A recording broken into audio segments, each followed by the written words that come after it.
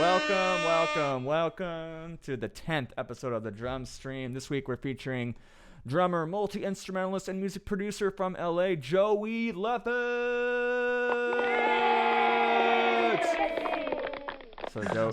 What's happening? Yo, what's happening, Joey? What's filling your cup, man? What's filling my cup, man? That's a good question. What's filling Just your bucket? my bucket. Same thing. Man, just trying to stay creative Oh, in these I'm a crazy dumbass. I gotta times. start streaming. Here we go. Oh, shit. It's all good. Now we good. Let's go. Should I answer that? All right. Yeah, So keep going. what's filling my bucket? Oh man, I'm just out here trying to stay creative with some of the projects. Obviously things have been a little crazy this last year, so trying to dig into sort of some of the stuff that I wasn't like putting as much energy and time into before this pandemic shut things down. So trying to work finish some of those personal projects and some of that personal work outside of music and just all that stuff. But also, Hell yeah. you know what's filling your bucket, Matt? Bro, let's see. Um, well, I might as well say it out here, dude, because it's gonna leak out here anyway. But I'm moving to Nashville in July, Oh, so I've been filling my bucket I've been emptying my buckets actually, just like trying to sell a bunch of stuff. Um, whoa. yeah, big drop, dude. Man, I should have. That would have been a good air horn right there, but Yeah, you can't use the air horn too much. that's true. Yeah, you Um, gotta space them out. it's a spaced out kind of thing. So They yeah, lose bro. meaning. That's the biggest news for me. Um, yeah, Congrats, man. we're That's going cool. out there. We're gonna we're just gonna try to, yeah, like I said, I'm just emptying my bucket. I have I'm gonna say this in the drum news too, but I'll make sure to say it here. I got a bunch of stuff for sale. I'm trying to like liquidate a bunch of drum stuff. Okay. I have one of those DW practice pad kits I'm trying to get rid of. Come on, Joey. I know you want that, dude. I'm good, bro. I actually have No, it I've looks got like you got it right there, huh? I've got like the practice pad kit, but like not, I didn't buy it all at once. It was slowly I would collect the pad. Oh, there's a pad here, a pad there, and now I got the whole thing. But it's not like one clean product like the DW thing. Yeah, yeah.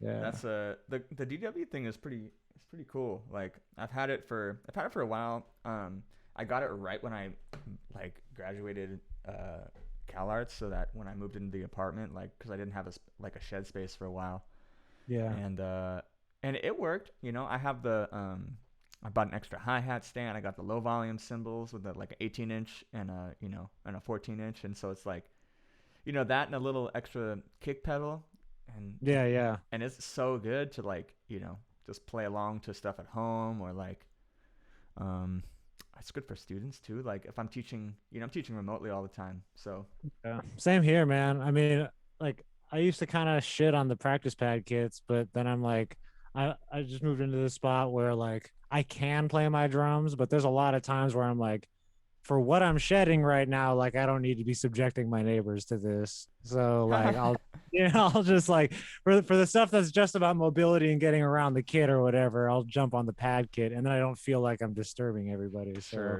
sure. uh, Yeah, dude, I feel that. Let's just talk a little bit about how sick the San Fernando jam was the other night, dude. that's pretty fun. That hang was good. I felt like, I mean, I haven't been, in a couple months actually, but it's like every time I'm at that jam, bro, the drummer hang is so sick. Man, Like it it's gets deep. it is deep. It's crazy deep, man. It's turned into a hang, man, and it's dope for me too because I'm like, it's like I can pretty much rest assured every week that I know like 5 or 10 killing drummers are going to show up, and I'm just like, all right, well, like kind of keeps me feeling like I need to keep things sharp as well too, and just like it's just a dope hang and Yeah. everything. And you get to like, I mean, you just get, I mean, it's nice when you're like the house drummer, and then like there's just a bunch of drummers that you don't ever have to go back up after. It's Yeah, like you get paid for half the night. It's amazing. Paid 100% for half a night, which is great. Exactly, man. They're doing, all the cats are doing the other half of the job, man, Which for is tough, sure. which is tight. It's not to say that you don't want to play, but No, it's I mean there are times sometimes when cats will roll through and I'm like, damn, like I really want to play with this cat. Or somebody will be like, oh man, we never played together here. I'm just like, well, we're trying to get as many cats up who, whatever. It's just but for the most part, I'm just happy to listen to people play of and like course. I'm just like learning by listening too. So it's dope, man. Yeah, that was a last couple of weeks, man, since it sort of got since this since things have started to open back up, it's been real chill. Last few weeks have been packed. So, Do you you know. it's everything's opening back up? Well, Is that the consensus?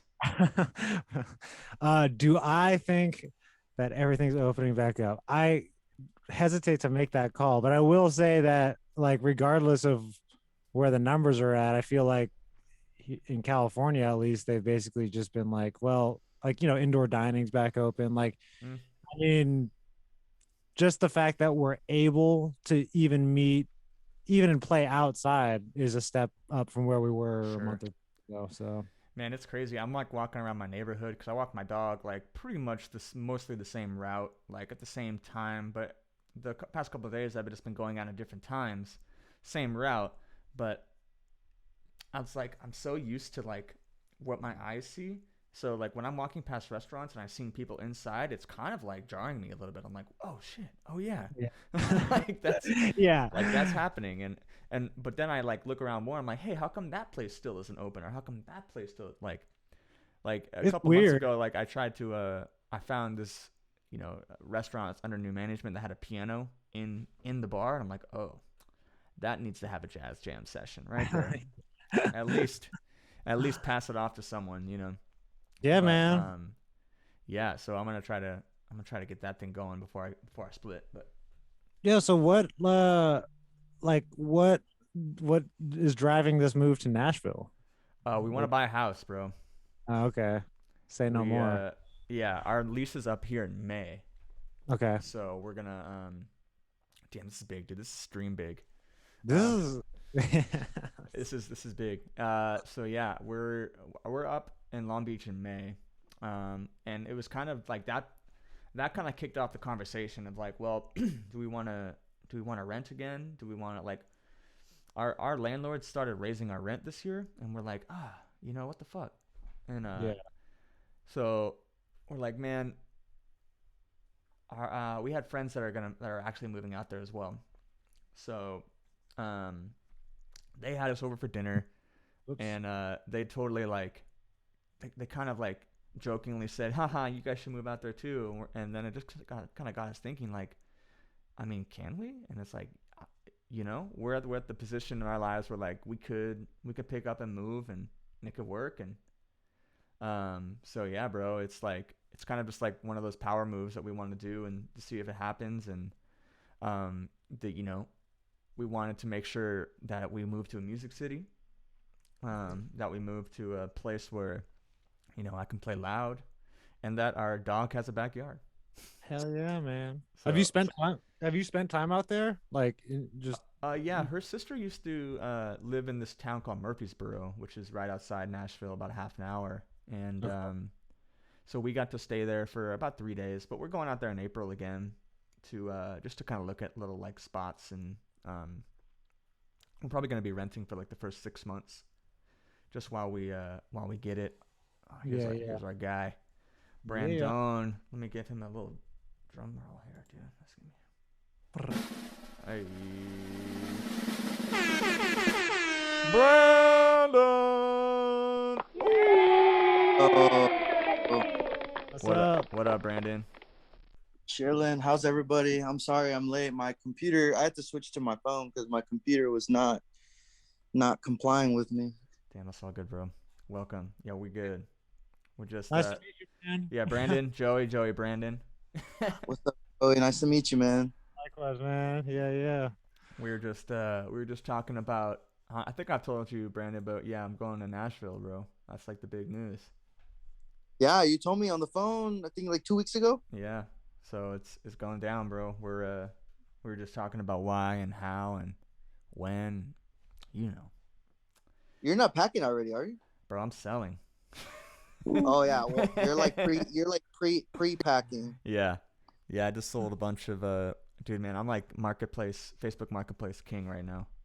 Damn. Man, I had a dude. I have this funny ass like ram horn that has like a mouthpiece on it. You know, kind of do one of these things Hmm. with it. Yeah. I have Hmm. it up there for $10 on Got- marketplace. Homie hits me up. He's like, "Yo, I'll give you 5." I'm like, "Bro, you're gonna cut me out of $5?" And I'm just like, no. Like, if there's something that's $10 that you really want, you'll spend $10 on it. Like, you spend $10 on a nice sandwich. Like, Hmm. you want a nice ram horn with the fucking mouthpiece on it, and you can like, lead the charge. Fuck it, you should be spending $10 at least. So Bro, this have you gotten any other bites besides the one guy who undercut you, Man, or I've you? had so many people that have asked, is it still available? And I'm like, how come the ram horn is like more in demand than my DW practice kit right now? shipping the practice kit? I could ship it. I think shipping would be like $40 though. How much without shipping? 100, 140. Could I spend 140? bro. You could. Practice kit, man. Fuck. Yeah, bro. You should get it. I might buy it. I might buy it. I might buy it. Woo! I knew this would work. You gaslighted me. So what's filling your bucket, Brandon? What's good, dude? Ooh, I just recorded my record. I'm done recording. Now we're gonna mix and overdub things for like the next month.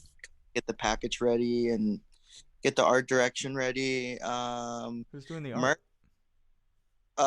Ghost Strength. Okay, I'm not familiar with that person. He's done a lot of Dolphin Records stuff.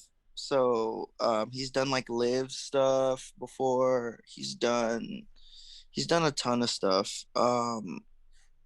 But yeah, he's the homie, and he's making a 3D animated universe for me. Whoa, kind of Damn. like a So VR thing. no, I mean maybe it could be adapted to VR. I mean if we really tried, but Dude, that'd be sick. That'd be yeah, sick. that would be sick, right? That's a cool idea for later. No, well, basically, like, he's creating the whole art direction, the whole universe, because we're gonna do like vinyl tapes, Mhm. Spotify Canvas, all that. You know what The Spotify works. Canvas is? What is Spotify Canvas? It's when you go on Spotify and you press a song and there's a video behind it. Yeah, yeah. That's Spotify Canvas. Okay, okay. How long can those videos be? They're like a loop. It's like a triggered loop that loops all throughout the song. So That's dope. yeah, Are you gonna have Is it all instrumental? Your record? no, I'm singing on it. Oh, Hey. sick. Yeah, Sick. singing on. Yeah, I'm singing on it. Yeah, I'm singing. David, my friend David's singing. We're all gonna sing on it. Actually, I don't know if it's gonna be too lyrical. I think we're just gonna do background. I Like mean, yeah. oohs I and mean, ahs? I don't know. I don't want to give too much away, but Okay. I mean, yeah. Okay. There's fucking singing. There, Fuck yeah. there's of That's songs. That's tight, man. Congrats on dope. yeah. Yeah, stoked to hear that, man. That comes out July July 27th, 27th.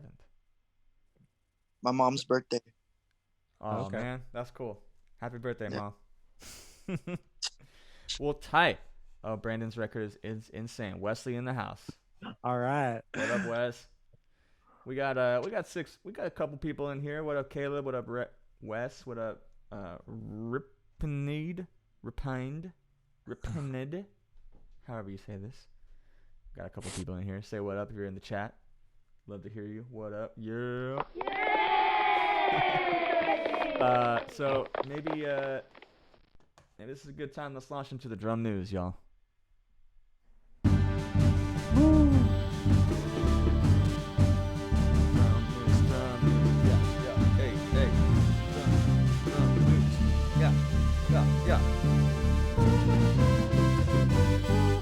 So yo, drum news, everybody. What up? What up? What up? The drum news is that Joey and Brandon are here today. Hey. the drum news is that I'm gonna ask the chat a question if I should release every drum art as an NFT. And the drum news is that I have a DW practice pad kit for sale. That Brandon might cop. Yeah. You gotta jump on it quick. Jump on it quick, yeah. And the drum news is that I'm still looking for someone to repair my Wurlitzer 200A at my house. I do not want to bring it to Custom Vintage Keys. No cap. Why not? How far is Custom Vintage Keys? It's in the valley, but I just don't want to pay like $500. That's it. You know, like I know there's people out there that will fix it, that know how to solder, that know their way around the Wurlitzer. Just gotta find them. They're out there. Yeah, they're out there. Oh, cool. Drum news too. Man, I got a new brick of sticks. I've been rocking these Regal Tip. I'm endorsed by Regal Tip first and foremost, but their 5As feel like 5Bs in my hands, which is great. So I've been rocking these 5As for a long time, but I finally went back and I got their Jazz Stick. The Jazz Stick has kind of like a I don't have one right near me, but it's so much lighter than the 5B. It's ridiculous. And I don't know if you guys ever played with like hella light sticks. But, oh yeah. I don't know. It's like they feel light, but they're like the weight of the stick, like it still has a nice bounce on the cymbal. So just big shout out to Regal Tip for making quality ass products. I still need to try some. I think I tried one pair and I really liked them, but then I just never got them. Man, I got a Regal Tip. They were because I was on Bosphorus for a while when I was at the Bosphorus booth at NAMM. All they had was Regal Tip, and I didn't really think so much past that. Like, oh yeah, they're probably just partners, and like Regal Tips is like hitting up like all these cymbal companies to put their sticks at their booth. But I was like, oh, Bosphorus must have picked this stick because it sounds the best on their cymbal. So at that point, I was just hooked, and I was like, okay, this makes sense. Oh. And yeah, I got on Regal Tip later that year. It's pretty dope. So you use like typically you said 5As is your normal stick?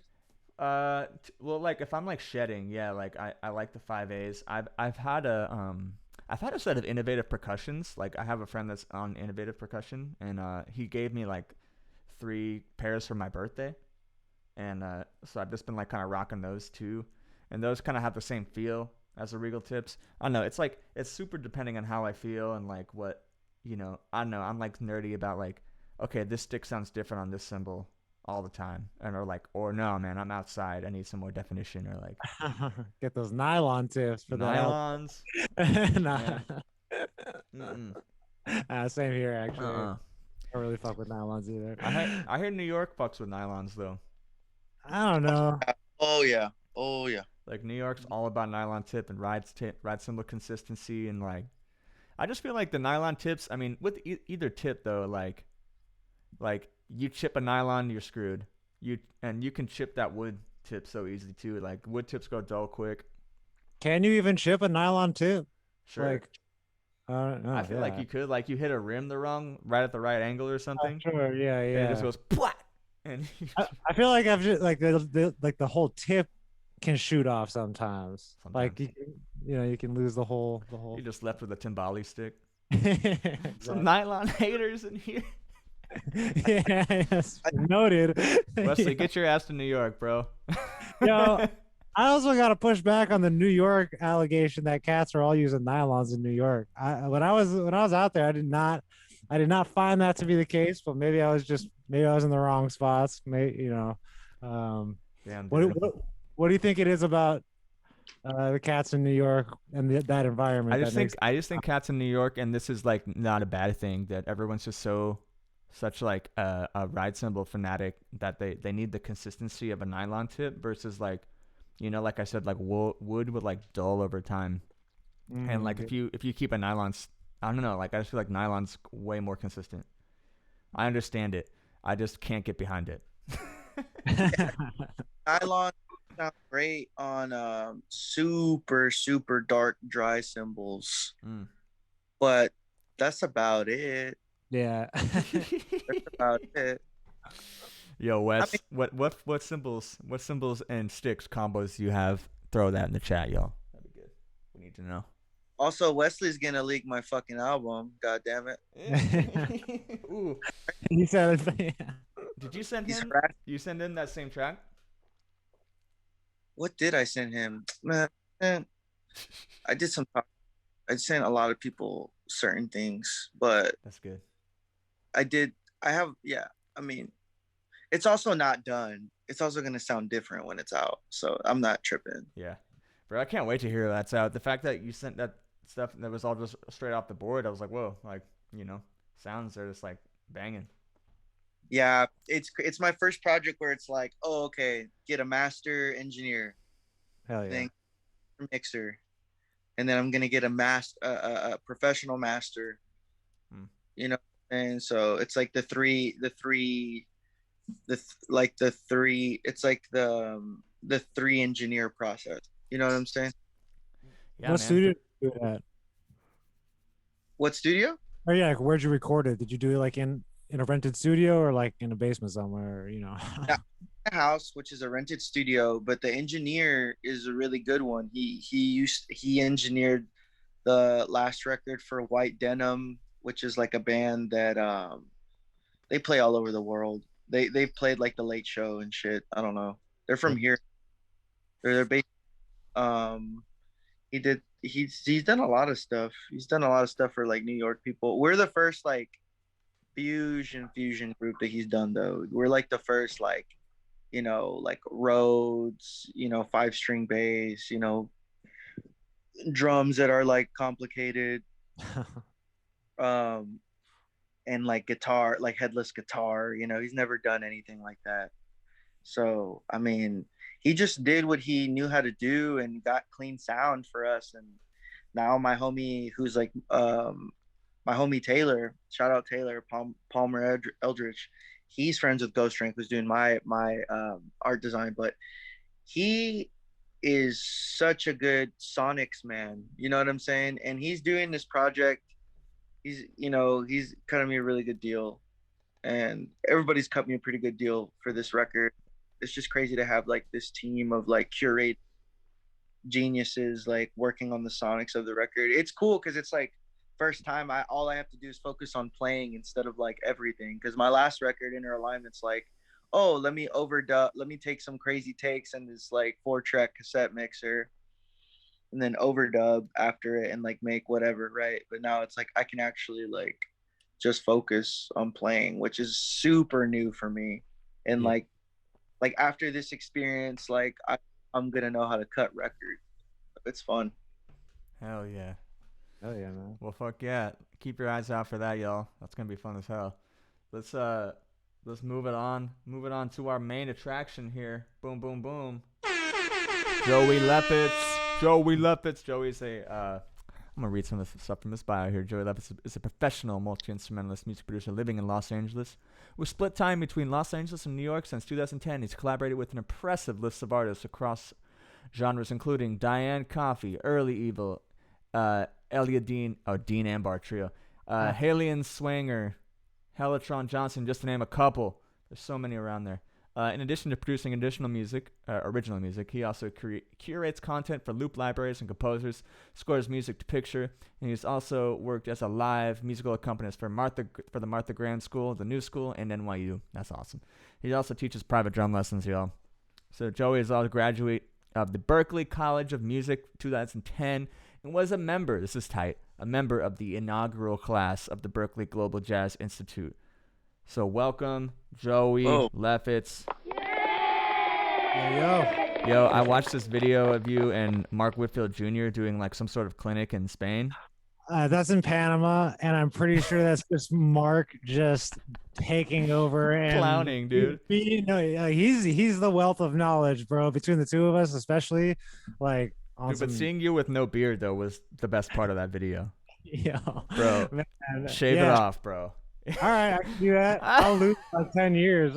When I did recently shave my beard like maybe a few months ago Oh, just to I see, missed it. I was like, I didn't even recognize myself, man. I was like, this shit's weird. I can't wait for it to get back. Dude, that's But cool though. So, man, you just I feel like your story is so insane. I also saw that we're gonna get to this, but I saw that you have a kit on output and arcade, trash oh yeah, drums. yeah. That shit is Yeah. sick.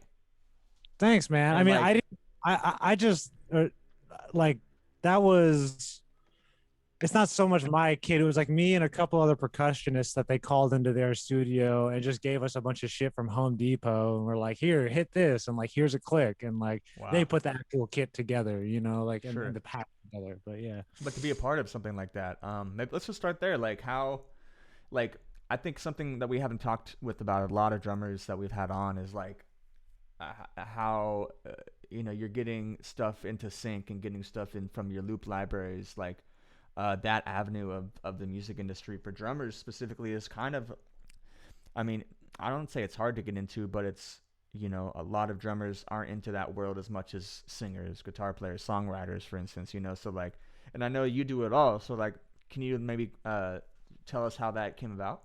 Yeah, of course. I have a good friend named Jordan Siegel. He's a piano player and composer. Shout out to Jordan Shout Siegel. out Jordan. Shout And out. yeah, and he I mean, the way the output thing happened is he knew some of the guys who are sort of high up over at Output.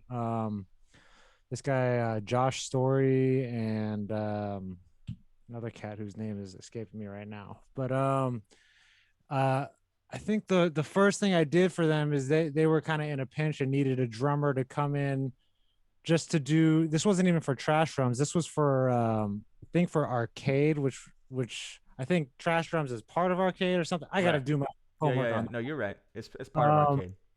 And so initially they just needed like a session dude to come in and just like they were just sort of trying to get like some hip hop, like their reference was like Dilla drums kind of, but like it ended up being a whole different thing. I spent a day doing uh basically just in their studio, and then they said that they were this was when arcade was sort of being developed, and um What year is as a this? Do you know? Do you remember? let's see, probably like I don't know. I just got to go by feel right now. I'm gonna go with like 2016, Okay. something like that. 2017, and after doing the drum session, they said, they were like, "Oh, do you know anybody, or would you be interested in making more like complete loop packs for arcade?" So like basically, I would make like I think some were 15 and some were packs of 15 and some were packs of 25 loops. Sorry, like 2 to 4 bar loops that can be sort of stacked on top of each other and programmed into a looper. Right. And, Yeah, I think for all those aren't familiar with arcade, it's essentially like about an octave worth of samples, sometimes more that, yeah, are meant to be played on top of each other, and used as like completely part of your production or like as inspiration for your next production for as to get things going quickly so that you don't have to be so much of an idea guy and you can just press F on your keyboard and you're like, that's a sick sound, and then boom, you're inspired. So okay, go on. yeah, yeah. And like I find that output products are all like super good for that. We're just like, oh, here's like a complete sound like that is just something to build off of. But Yeah. yeah, anyway. So basically that turned into me doing a couple like demo packs for them where I would do, I they set the parameters. I can't remember, it'd be like 5 or 8 like percussive elements, and then we need some harmonic elements, and then some melody elements. And I don't know, just sort of one thing led to the next. I did like 10 or 15 packs for them. And then after that I did another session at their studio for trash drums. So to as far as like the avenue for how to sort of find that specific thing, I just lucked out with my homie Jordan, man. Like he just knew the guys and was like, and sort of reference, word of mouth in that case. But Have you made sample packs before that, or was that your first time? That was my first time. That was my first time. Yeah. And you recorded. Okay, so I think I'm just getting confused. This isn't trash drums anymore. This is the pre trash drums, correct? Yeah, I guess I kind of looped it all in there, but yeah, like Trash No pun Drums was the intended. last. Yeah, Trash Drums was the last thing I did. So with Output, I Okay. mean, hopefully not, but so far the last thing, and yeah, Do you get residuals or royalties from that, or was that a one-time thing? that's just buyout. Damn. Yeah, I know. Damn. It's rough. It's rough. The contract. Yeah, you know, Read the like, contract, folks. ah, Just kidding, yeah. man. I'm kidding. No, no, no. Oh, hold on. It's all good. It's all good. Shout out Uh, output. We love you, Shout dude. out Output for real. Though. But yeah, they're a cool company, man. So Hell yeah. that was some good work.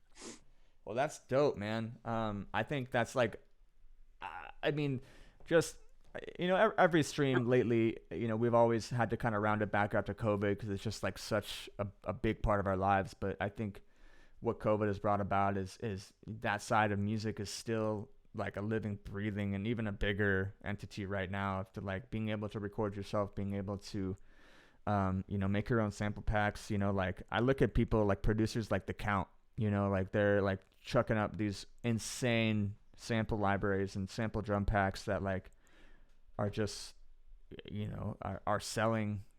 Man, he's probably just making a ton off that, which is, I mean, he should, because those drums slap. Hell yeah. And Yeah. his I think his whole saying too about like the drums make or break a record. And I mean, and we're all drummers, I think we can all like nod at that one, because it's very like, I mean, you hear anyone's production and the synths, everyone's got 6 synths on there and the same 8-bar drum loop, and you're like, damn, bro, like you just slept on the drums, huh? Like, Yeah. but you listen to like a Flylo track and you're like, dude, he did not sleep on the drums. Or like, or I mean any producer like that you love, like, their drums are not just a loop. It might be like different parts of a loop, but I was gonna say, if it's a loop, then the loop is fucking fire, like Sure. it's still, because Yeah. like I'm not even mad at looped drums, but like lazy drums is a different thing altogether. When you just hear that somebody grabbed a, little preset 2-bar loop and didn't do anything to it, it's like, oh, come on. Yeah, you can chop it a little bit. Right, Can't you, Jack? Can't you, Rick? Well, heck yeah. So let's kind of move on to I would love to talk about maybe your time in LA currently, and then we can kind of go backwards, because I know you've done a lot, and I want to make Berkeley a kind of a separate talk, which is, I know that we're going to talk about New York and the Berkeley side. But so yeah, what are you doing in LA right now? Like what has the past year been like for you as a working musician in LA? The last year has been, like for everybody, it's been a lot of, there's been some challenges trying to sort of navigate all the stuff going on, but I've been able to lean more into the production side of things, which has been really dope, because that's been like sort of like, obviously all the gigs have dried up for the most part. And so the last year has been, just got a couple students that I teach remotely, and just creatively speaking, trying to really dig into some of those personal projects and some of the production stuff, and use this time that we're not running around for gigs to try to make good use of the time. So I'd say that's been my main focus, and just trying to get in there with as many people as I can. And like, I've had a few projects that were sitting on the back burner for so long, and trying to flip a negative into a positive, and like using this time to get that shit done. I feel that, dude. What about like? Okay, let's gonna go into teaching. Like, what level of students are you teaching, and like, what do you have like do you have a couple things that you throw at every student? uh yeah, I mean, so obviously, it does depend on the level. For right now, the students that I'm teaching are high school students, who, so they're high school students who go to Agora High, which is the high school that I went to. So I kind of am familiar with the music program there, and it's a pretty strong program. And I kind of have a sense of like what they're being told by their teacher. It's like super heavy in the big band jazz stuff, talking a lot of Duke Ellington, how to interpret charts and whatever, like all that stuff. As far as like what do I throw at every student? Yeah, like what's a Joey Lefitz go-to lesson? Go-to lesson for somebody who can really already sort of play the drums to some degree. I mean, I love the rudimental ritual, which is out of out of that the Alan Dawson book. Heck yeah. By I mean, I Shout out Rudimental Ritual. shout out rudimental ritual. Shout out Ralph Peterson who just passed away. Yeah, what up, Ralph? And Ralph, You studied with Ralph, right? At Berkeley, I bet. studied a lot with Ralph and was in his ensembles and like learned just so much from that dude. And like he was really big on the ritual just because it was like one of these things that it just forces you through all the movements, right? So it's got ostinato, you got the triplets over the straight eighths thing happening, all that shit. Dude, my favorite one is that like I think it's like literally the third rudiment. Like you put that shit third so you know if you really want to get into this whole thing or not. Bro, students shit themselves when that one comes along. They're like, what? and even to an extent, I'm like, yeah, dude, you gotta like there's like two different ways to play that rudiment, I had Joe LaBarbera take a video of him playing that. Just I'm like, yo, Joe, like let me hear how you interpret this real quick, Yeah.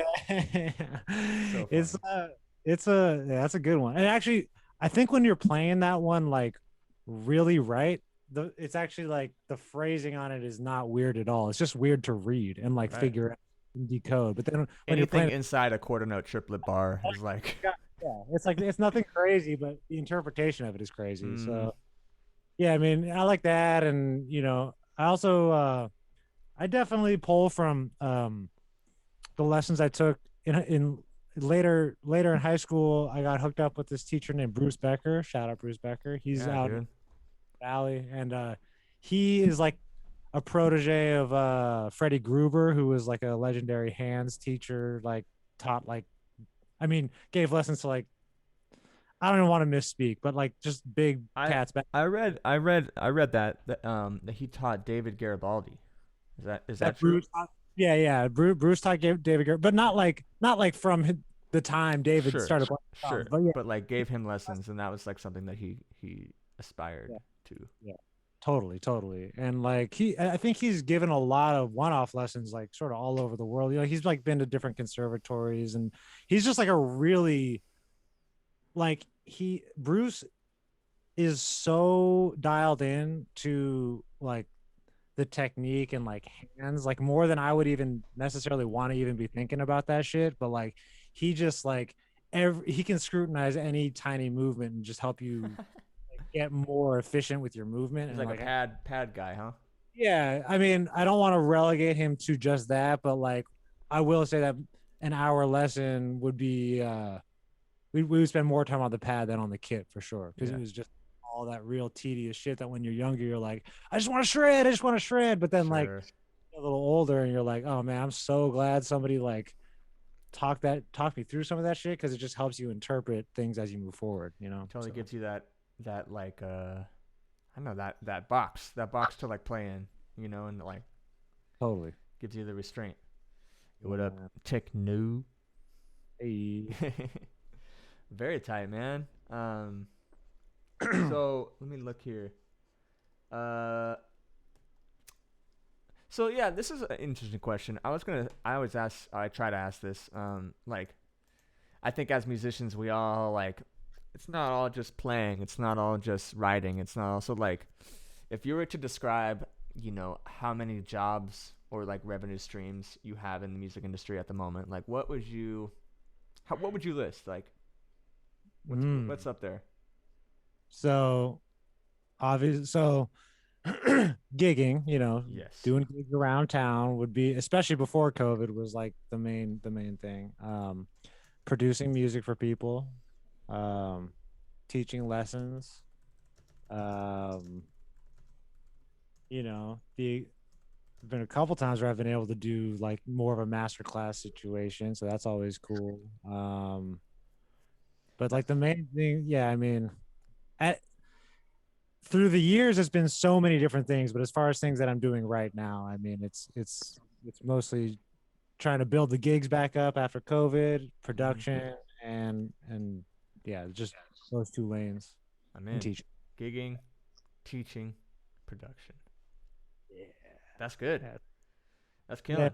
I used to do like a lot of musical accompaniment like back east, which I like miss in the sense that it was like early in the morning, go do a few hours playing music for people, and you're done by fucking noon, and you just made some bread, and you're done working, and it's chill. Yeah, I was gonna ask you like what you said you kind of collaborated at the Martha Graham School, which is like that's like a dance school.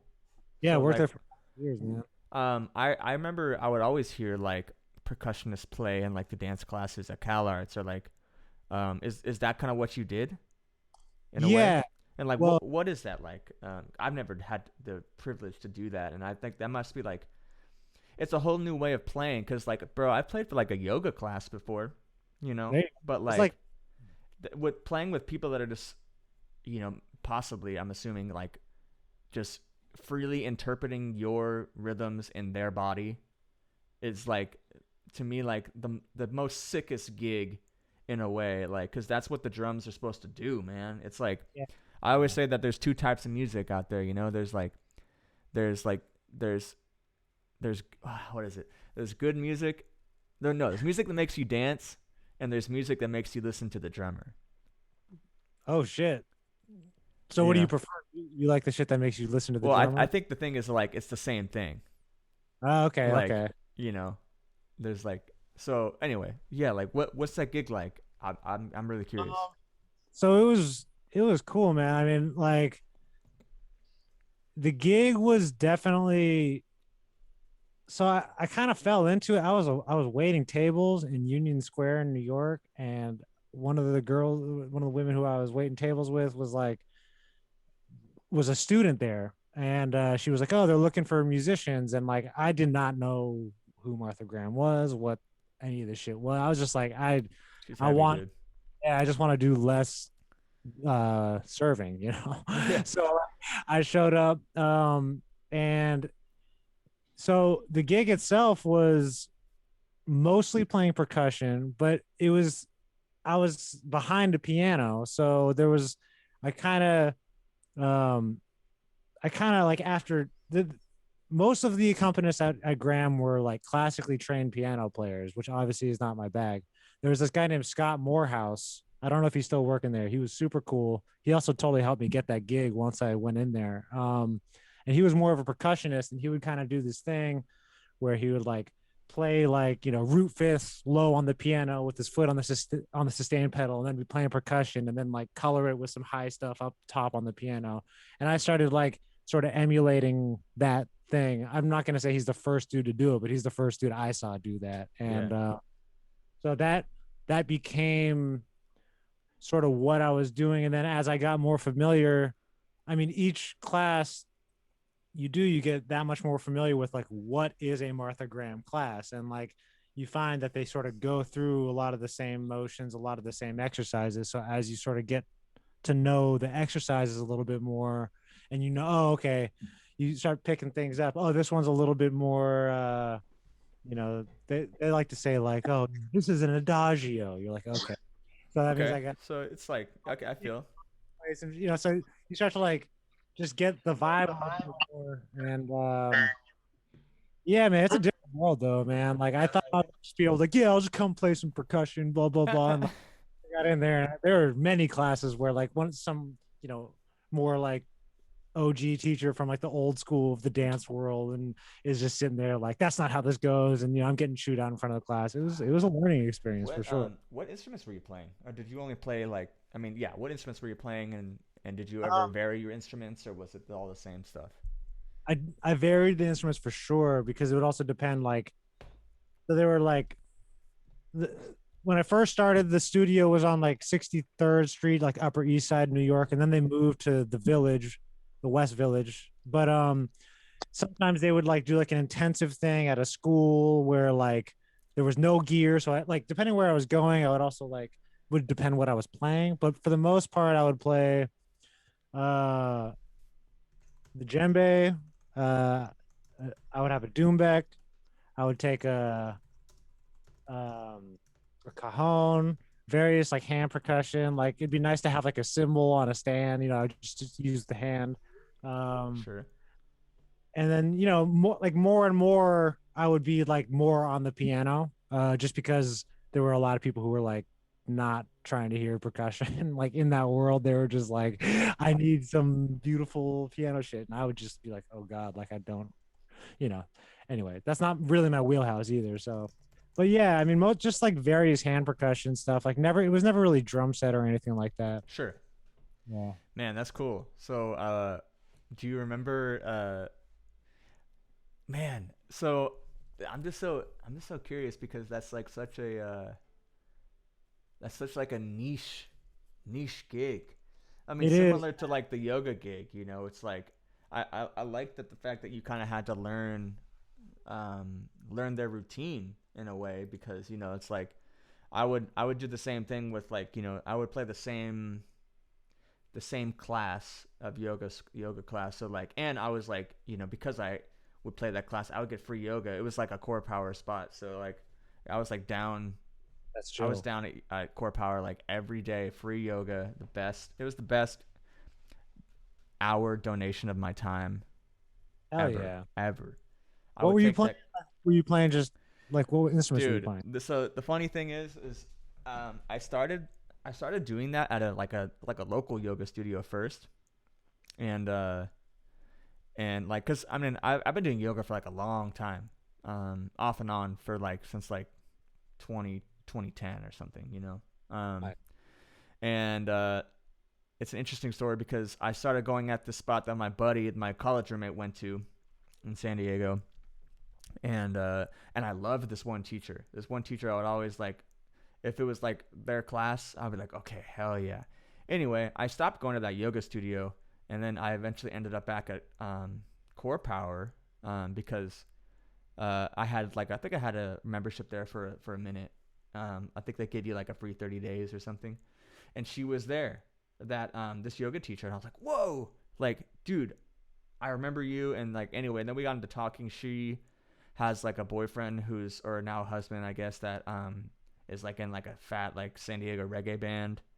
Nice. And so we got to playing. I had a friend who pretty much just gave me the gig, and she's like, yo, I can't play this anymore, do you want it?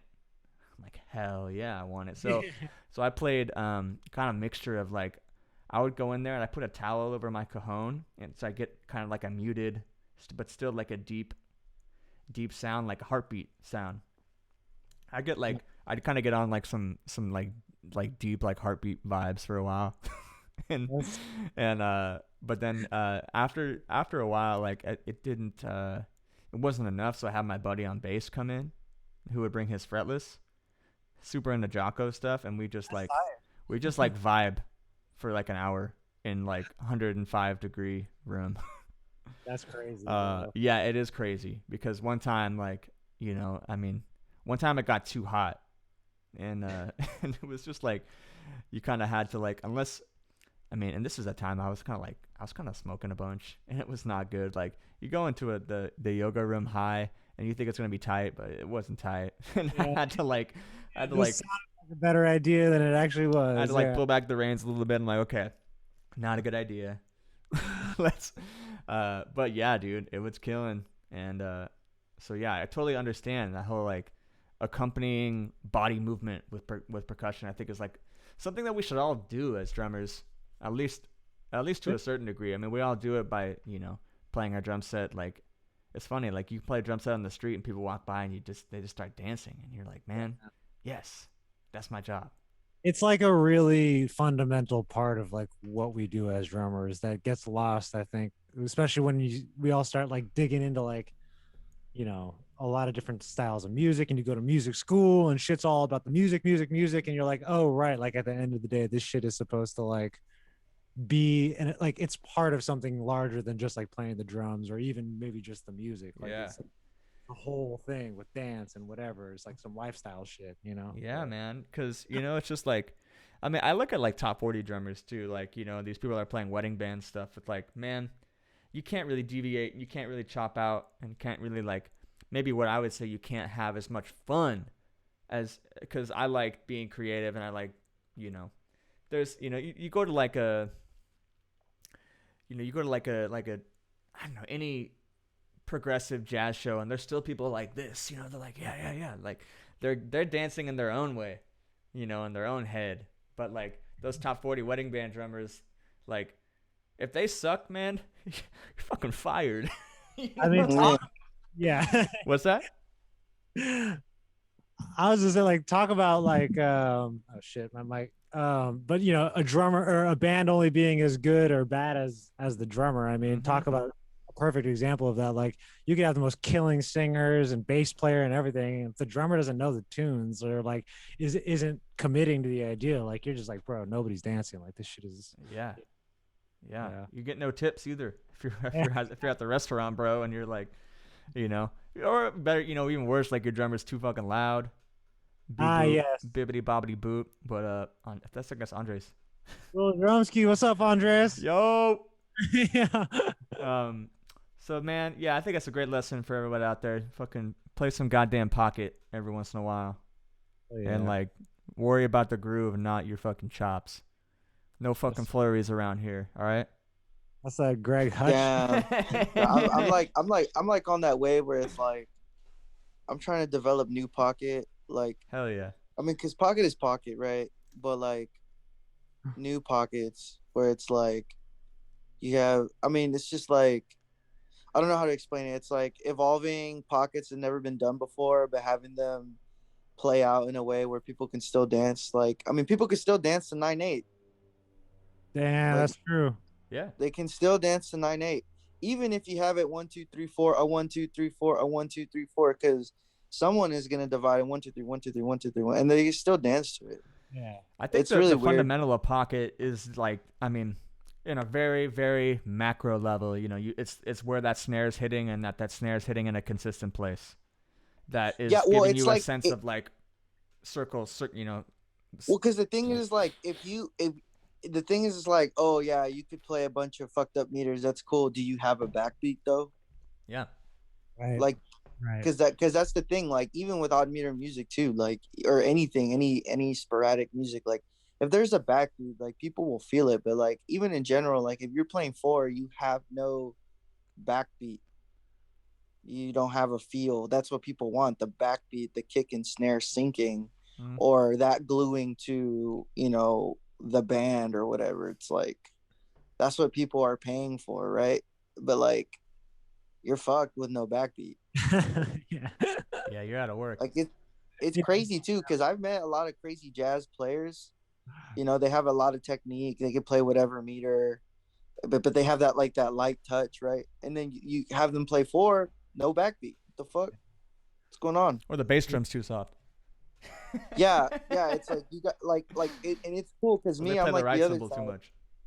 Yeah, it's like it's all a balance, right? It's like the gig and whatever, but like it's crazy. It's crazy. Like I don't know.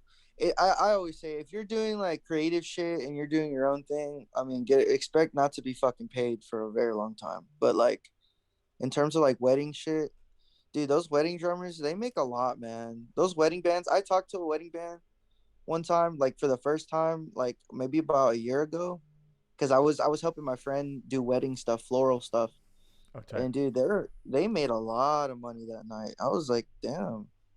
Yeah, bro. Like that shit pays. It's just like, you're not going to be getting off the same way with like your creative shit. But like if the band is fire and it's grooving, then yeah, and like you could play in front of a fuck ton of people, like because some bands are like, have a really crazy reputation.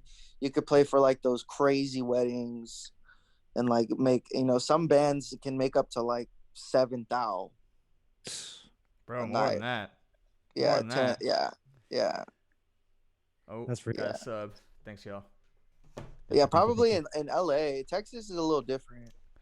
Man, The thing about Texas, yeah, go for think it. about thing about Texas is like, if you can't play country for that kind of shit, you're fucked.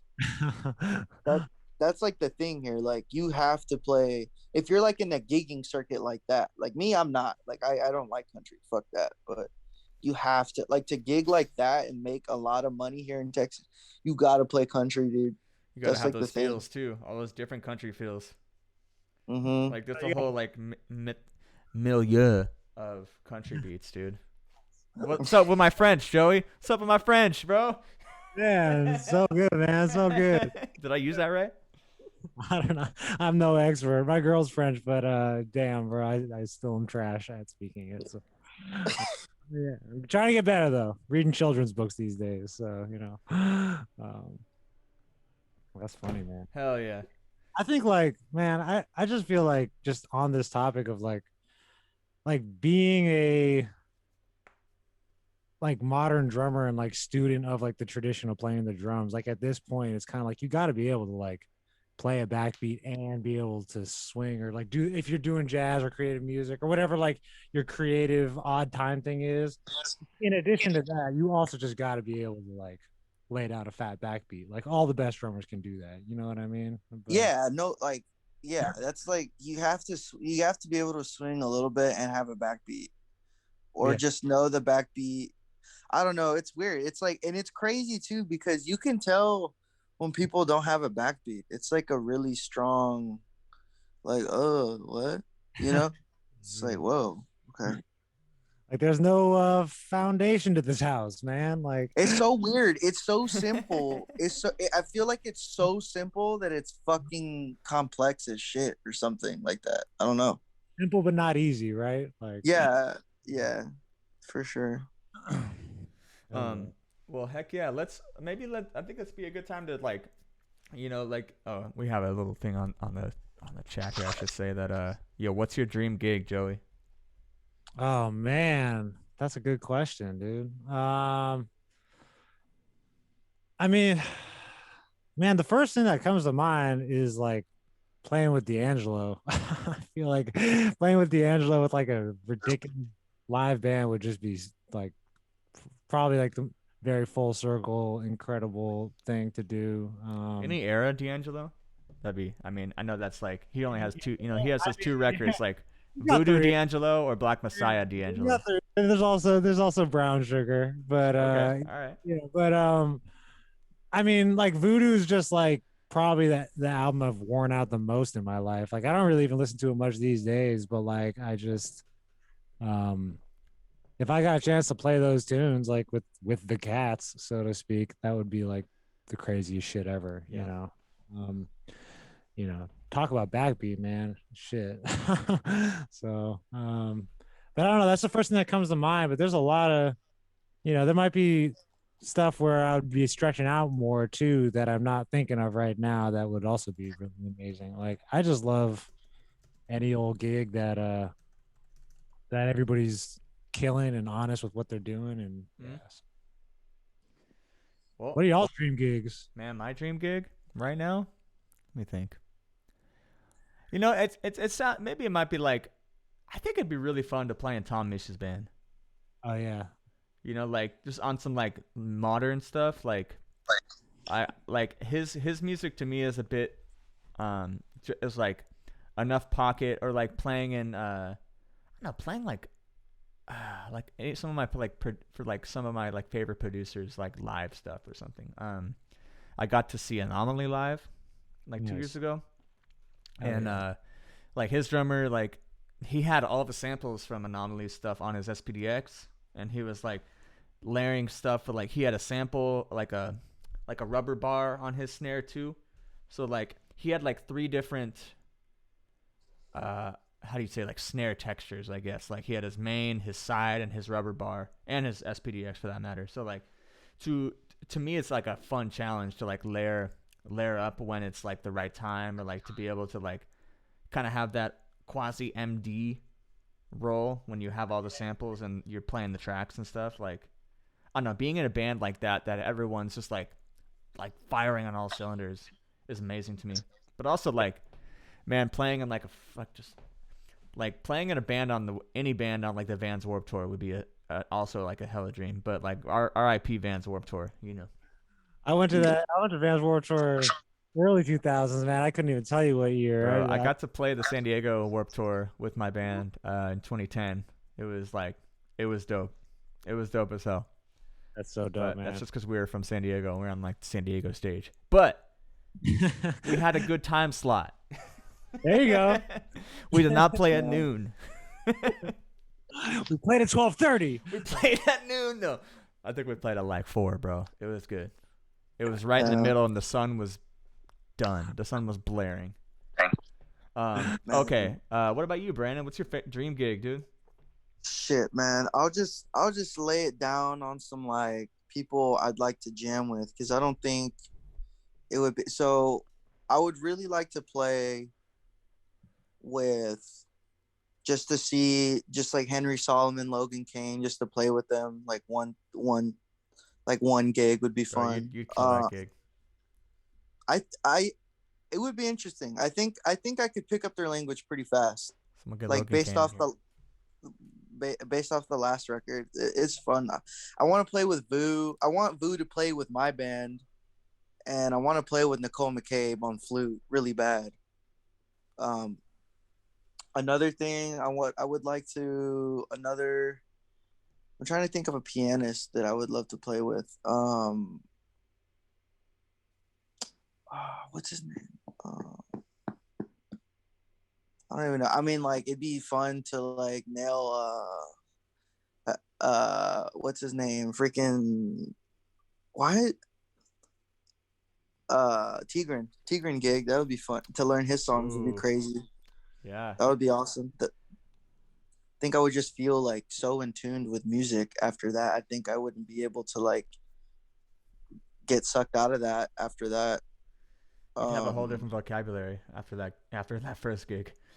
I think my main, like, what I really want though is to like just have an all-star group and like tour the world. And like I really want to tour South America really bad, and Japan. Hell yeah, man. Yeah. I want to go to Japan so bad, man. I don't know why I didn't say this either, but I think another dream gig of mine would be to play the Thundercat gig. Oh yeah. Yeah, for sure. Sure. Come on, dude. I just want to play those changes like on a big old stage.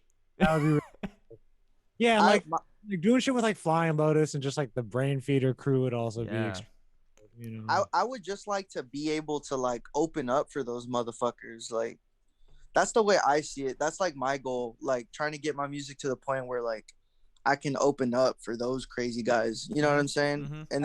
And it'll be like genuine too. It wouldn't be like show stealer or anything. It would just be playing at that level before them, and then they just take it. And like, I don't know. I feel like in traveling, I want to be on a tour bus one day before I die. You know? Oh, you will, bro.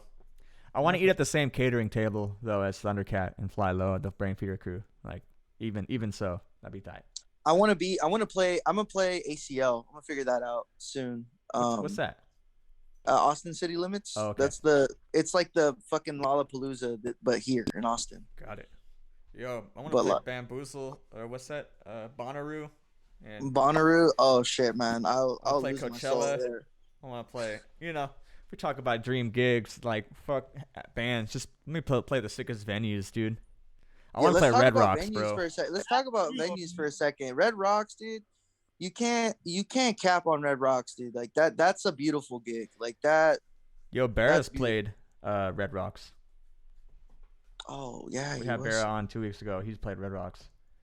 I know people that have played Red Rocks, dude, and they're just like, yeah, it was the most amazing thing in the world, because it's just like you're just surrounded by natural reverb and like just hella people in front of you. Like, I like the reverb from that place because it's not like shitty reverb. It's like that's real natural reverb. That's a little bit. The rock is like that's real shit. Like, the reverb's not brittle. It's like flat and almost dead. Like it's natural, you know. It's not like brittle, like you're playing in a gym or something. Yeah, yeah, yeah, man. That'd be a great spot to play. Um, yeah, that's that's all I'm adding to That's that. all I've got on that one. Blue Whale, R.I.P. That was always a dream of Damn. mine. R.I.P. Man, I got lucky with. I think that'll come back. Like I'm holding Yeah, out for another sweet, something of that caliber jazz venue in LA here in the next year. There's just too much support for June and like in that scene to like not have a killing spot, because I don't really know any other jazz spots in LA that has that caliber Oh, musician coming through. You know, I like that. ETA. I mean, like on some like local stuff, Mm-hmm. like and like you see, it's like Monday night at ETA and you see Justin Brown, you're like, yes, this is tight. But I Yeah. don't think they have like I don't know. It's not like they're having Kneebody kick it Yeah, there. well, Like it's also not a venue the same way. Like, I don't think ETA had music more than. Or am I tripping? Like, were they having music more than I think they were? I thought it was more like once or. there were just some like a lot of heavy nights at ETA. Yeah, Like on a Monday night, like at ETA was always like a spot. You go see Jeff Parker, you go see like Dennis Ham, and like It wasn't a venue. It was like a fucked up hang, right? It was like a yeah, fucked up hang. yeah, and they're like just ripping standards. Like they were like playing jazz, and like but like in their way. Like you see Justin Brown play a standard, and you're like, whoa, like I don't know. I think like West Coast Justin Brown is different than East Coast Justin Brown too, because on the East Coast, like Justin was playing with like Ambrose, who's like on his jazz-ish out there, but like he came to the West Coast and he's like, okay, yeah, Thundercat and Dennis Ham, and getting a lot of his like a lot of like the Clapstack video happening, and like yeah. Clapstack Brown is West Coast, dude. Anyway, yo, we got another question on the chat here for Joey. Any favorite mixing production techniques on the drum set or the studio in general? Yeah, maybe like elaborate too. Like, what's your mic setup right now for the kit? Typically, that when you like to go on. Well, I will say that for the longest time, I was using my homie's 414. Shout out to Keith Rice, one of my best friends and Shout out incredible Keith. producer. Keith, man. And he was letting me use his dad's old 414 for like 2 years or so. I mean, he like lent it to me, and then I just had it, and I got so used to it that I was pretty much using that sort of like, if I was just recording mono drums, I would just have like something on the snare, like just a 57, a 52, or this thing that's already 20 on the kick, and then the 414 in front of the drums, and that would sort of just be that. Now he had to call that 414 home and give it back to his dad. So now, Ooh. nah. So now I'm pretty much using either this or the 52. This The guy, Beta. on the kick. You put 57 on the snare. I got some old clip-on tom mics if I'm going that route, if I'm trying to get that sound. I don't even know what they are. Audix or something. Somebody gave them to me. And Those then are tight. Those are tight. yeah, they do. Alex are chill. They're pretty good, man. Yeah, they do the job if you just need that like spot sound, and then I have a couple like small pencil condensers that I'll use if I'm trying to do the stereo thing. And then as far as production techniques, I mean, I gotta say, if for whatever reason the kick or the snare is just not sounding how I need it to sound, Drumagog, man, that program where you can just, drag and, I don't know if y'all are familiar, but like, Is it like a replacement software? yeah, exactly. It just reads the transients, and then you replace it with whatever sample you want and blend it or pitch it or whatever. And it's just like, you can really doctor up some drums that sound like shit and make them sound incredible. Like, so, That's what's up. fix it in post. That's my technique. Yeah. Dude, I try to. You seen those stickers? Let's fix it in pre. no. Yeah, I'm trying to fix it in pre. Yeah. Bro, I finally fucked with like pre shit. You know what I'm saying? Like what the studio I went to, man. Like that was the thing, man. We rehearsed the record for 5 months, right? In and out, like fucking balls, fucking deep, man. And I rented out a weekend, 5 days, like a extended weekend. like Thursday through Monday, whatever. And dude, that was like the smartest move I'd ever made because I didn't know what to expect, but like Mans really knew how to capture really good. I mean, the mix was flat, right? I mean, because it's like initial mix, but the stems were so clean, and to give like super crazy clean stems to someone who mixes all their life, you know, that just changed the game for me. It's like, okay, I can really just focus on fucking writing this music Yeah, man. and Yeah. playing. And then while I'm literally rehearsing the fucking music super tight for 5 months, I'll rack up. You know what I'm saying? I'll save money Hell yeah. and then fucking boom, like there in 2 weeks, I have like half the album. That's and like also like just the idea of like there's like home production and like producing our own music, but then like if you're doing something like that where you're like you're leading a band and you're recording your album and it's like you don't want to be worried about like the levels and like making sure the compression is hitting just right before it's too much bandwidth, and plus like the music I'm making is like fucked up fusion, like that's gonna suck to mix, like you know what I'm saying, like it's gonna fucking suck, like that shit. Yeah. Like, yeah, it's like there's there's people who really can do it like that, and I can yeah, that's what they do. And like working with people like that who can extend like your sonic vision in terms of like post production, yeah, that's where shit really gets interesting. When you find those people who can like mix for you, but but it's like you're mixing through them. You know what I'm saying? totally, man. I got They a just good friend like that. This dude, Will Hampton, who's just an incredible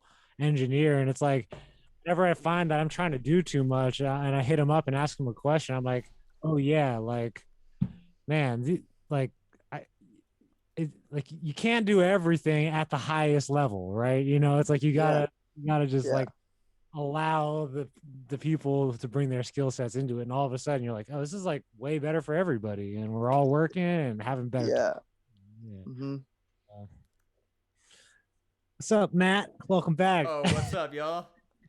I kind of knew what you were talking about, but I didn't want to like, say like I was here the whole time, like I was just off backstage, You should have, man. I wouldn't have given a shit, man. I had to go backstage for a while, I would have been furious.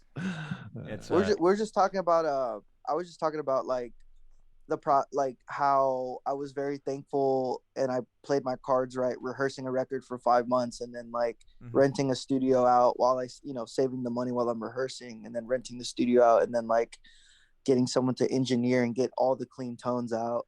Bro, yeah, I think then hiring a band or keeping like I think you're kind of hitting on like you have a band, dude. Like, like when you're not just like hiring people to play your music, like the fact that you can rehearse with your homies and like get deep on your music and like they all know the music and they're not just reading the music, like that was the best thing I had with I have a a jazz trio down in San Diego. We have like 3 records together. Like we're a band, like it's a and to add to like hiring people to do their job, like we had the same thing. We had to research the best studio that has like the sickest piano in San Diego, like, and we had to go look at the piano. We had to make sure it was going to be tuned. Like the guy who ran the studio was like not going to be the engineer, so we had to rent his studio, hire the engineer, and like I don't know, once you like hire someone to like do that side of the job, and I think you hit on this earlier too, Brandon, like once you don't have to worry about that stuff and like you don't have to worry about like placing the mics on your kit, like as you sent your engineer like your references or whatever, and they say, yeah, I can get that. You're just like, okay, tight. I'm just gonna play drums and I'm gonna like that shit. When you have to do it all, it really fucks with your playing, dude. And like just looking at, and I don't know if y'all have felt this, but even like recording like with the inner ears in the studio in the cut with the band, like looking at the mics over your drum set fucks with you. And I don't care who you are, that shit will make you fucking drag. I don't know why. Like you have to do it. It'll make you rush, or it'll make you fucking drag. It'll make you play off, dude. I'm being real. And like that's like why we had to like warm up one day, like one whole day with the mics, and then that's when we started cutting. The day after that, the Sure. third day, that's when we really started cutting. Sure. That's dope. Yeah. I mean, yeah, I think like the best thing to do in the studio is to forget, if you can, try to fool yourself and be like, I'm just fucking playing drums right now. I'm not in the studio. It's not that, like, don't Yeah. you need to I'm treat this playing shit. with my friends, you know, Yeah, like these are all my Yeah. Fuck homies. the Like, studio. yeah, You like know, I'm not we're gonna become a jamming. better drummer today than I was. Like, just we're here. We're here. Don't try to fucking overthink it. Just do what you do, you know? And like, yeah. Yeah. um, yeah, but yeah, just that idea of making sure you're not overextending yourself is huge, man. That's I've made that mistake so much just moving through hmm the music thing, trying to do everything, and like really realize the more I let go and let people do what they do best, like the better time everybody has. So I feel that, dude. Let's get that some claps. That's what's up. I think let me do a little check in with everybody here. Hope everyone's having a good time in the chat. We want to make sure we're about to crank our snares, you know. Yeah. We always like to ask in the middle of the show for some donations. The donation bar could be found on our About section of our Twitch channel, and you know, buy us a coffee. You know, $5 goes a long way here. We have some subscriptions that we are needing to fill. We also want to give out a big shout out to our guy Ebar, who's the underwriting producer here at the Drum Stream. Ebar has his own. Let me get out these talking points here. Oh, Gary Jones, man. Yeah, Gary. Eric Barden. He's running a live stream project in the Lower East Side of New York City. They're featuring drummers from the Drum Stream, one of which was Gary Jones, who we had earlier in the year.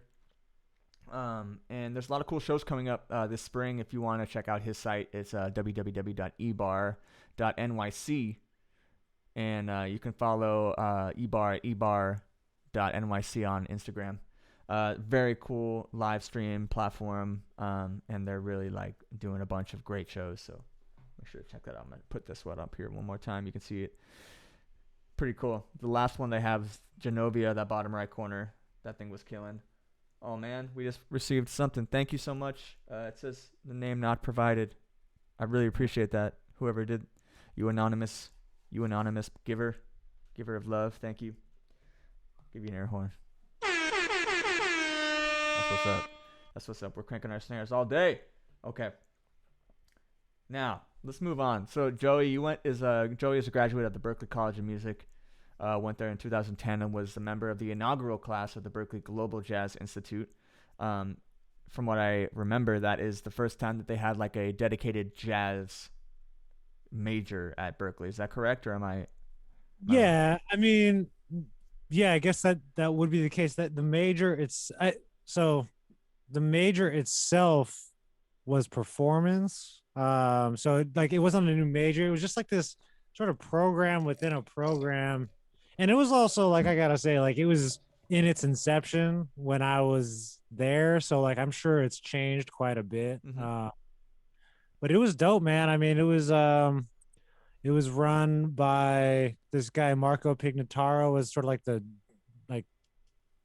director of like operations, I think, and then Danilo Perez was the guy who like ran things from a creative end. Yeah. And you know, they would just bring in a lot of great things to they basically put together two bands, and they would bring in clinicians, and they would send us out on some pretty cool gigs. And I learned a lot. I mean, obviously from like the cats that they would bring in. I mean, it was like, you know, Danilo and Joe Lovano and John Patitucci and Antonio Sanchez, heavy cats, you know. How long did you go to Berklee for? Shit. I was there for 4 years, and this was my last semester of Berklee. So like it was a brand new program as I was kind of on my way out. Okay. I was just like, oh, I'll throw my name in the hat. They held auditions to put together two bands. Yeah. And then the two drummers they chose were me and my homie Mark Whitfield Jr., who's a fucking monster Right. on the drum. That fool is ridiculous. Yeah, he's incredible. And I mean, I'd say, I mean, even with all these heavy cats, like, you know, like I think most people would say with their college experience, I was learning as much, if not more, just from the cats I was there with as a student. Just spending so much time with these cats, like hearing Mark play all the time. And then there was a percussionist, Paolo Stagnaro, who's another absolute monster, and he played in both groups and like Mm-hmm. would, you know, learning from just I don't know, man. It was a good time to just be learning from the people I was at school with. Heck yeah, I think that's dope. Oh, and I guess it was It's Stinky Wiz Teats gave us that donation, and the caption was supposed to say, "Man, what happened to the smoke hang?" I don't know what this dude's talking about right now. I don't do that. Yeah, what happened to the smoke hang, Joey? What happened to the smoking? True Joey culture. I see this. Yeah, I said that one time and at the San Fernando because and for whatever reason this just keeps coming. This became like a catchphrase to some people. Is that Zephyr? I'm pretty sure that's Zephyr or Jack. This might I be guarantee Jack. It's either Jack or Zephyr. I have a feeling it's Jack. Oh man. But because I mean, I don't know what happened to the smoking. You tell me. I think everyone like this is so COVID, but like you can't pass the J anymore. Yeah, you can't pass the J anymore. It's like what is everyone gonna light up with their own pipe? It's That's like a lie. you can't pass the vape. I mean, the things we did pre-COVID, you guys, is disgusting. I feel like the vape is okay. You can wipe it off. No, no, no. You're the reason. All right, the J. Yeah. Damn, yo, Stinky Wiz, Wheezy Teats. I was gonna say get ready for Nashville, Matt, because it's way looser out here, man. Yeah. I think It's not COVID. COVID is not COVID over there. Oh, man. bro, Like, yeah. Don't even remind me. Don't even remind me. It's you might run into a few panic attacks over here because shit's fucking open. Just loose, huh? They like y'all. Yeah, like I mean, your guy. passing a J out here in your bubble with the people who are with your close friends who don't have COVID is chill. But like, passing a J in public, of course, fuck that, right? Like, but That's I mean, sketchy, the thing is like, well, I mean, we're all hermits over here, so we have our group and we record music and like we're chill and shit. But like, dude, no, people. I mean, we're uptight compared to like what's going on because like motherfuckers out here, they don't like there's some businesses that don't care if you wear a mask anymore.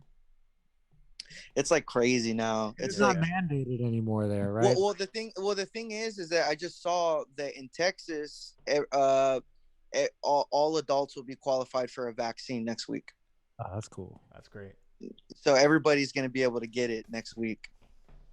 I think final one on Friday, y'all. Whoop. Nice. Yeah, and like everyone I know, like, because I have homies from Dallas that have gigs down here, because there's gigs too. There's private gigs here in Austin, and my homies have come down and they're like, oh yeah, we got the vaccine already. Like, we just got it because we want, like, people are like gigging here is like, I don't know. If anywhere is gonna start gigging first, is gonna be Texas. Like, it's gonna be. Well, did y'all see Mike Mitchell? He went on a Florida run. No, what's that? Max Girl told me about that. The bass player he plays with a bunch. He was playing. Anyway, I just heard about this shit. So go on. Max Girl told you? Yeah. Yeah. Yeah, he went. He went Tampa. I had a homie in Tampa play with him, but he went all over Florida. Like he did a little, like a couple shows. Yeah, he did like 3 or 4. Damn. Yeah, I mean, shit, man. You gotta go where the shows are. I mean, that's a good thing about heading to Nashville is that it's gonna be hella open, especially in July.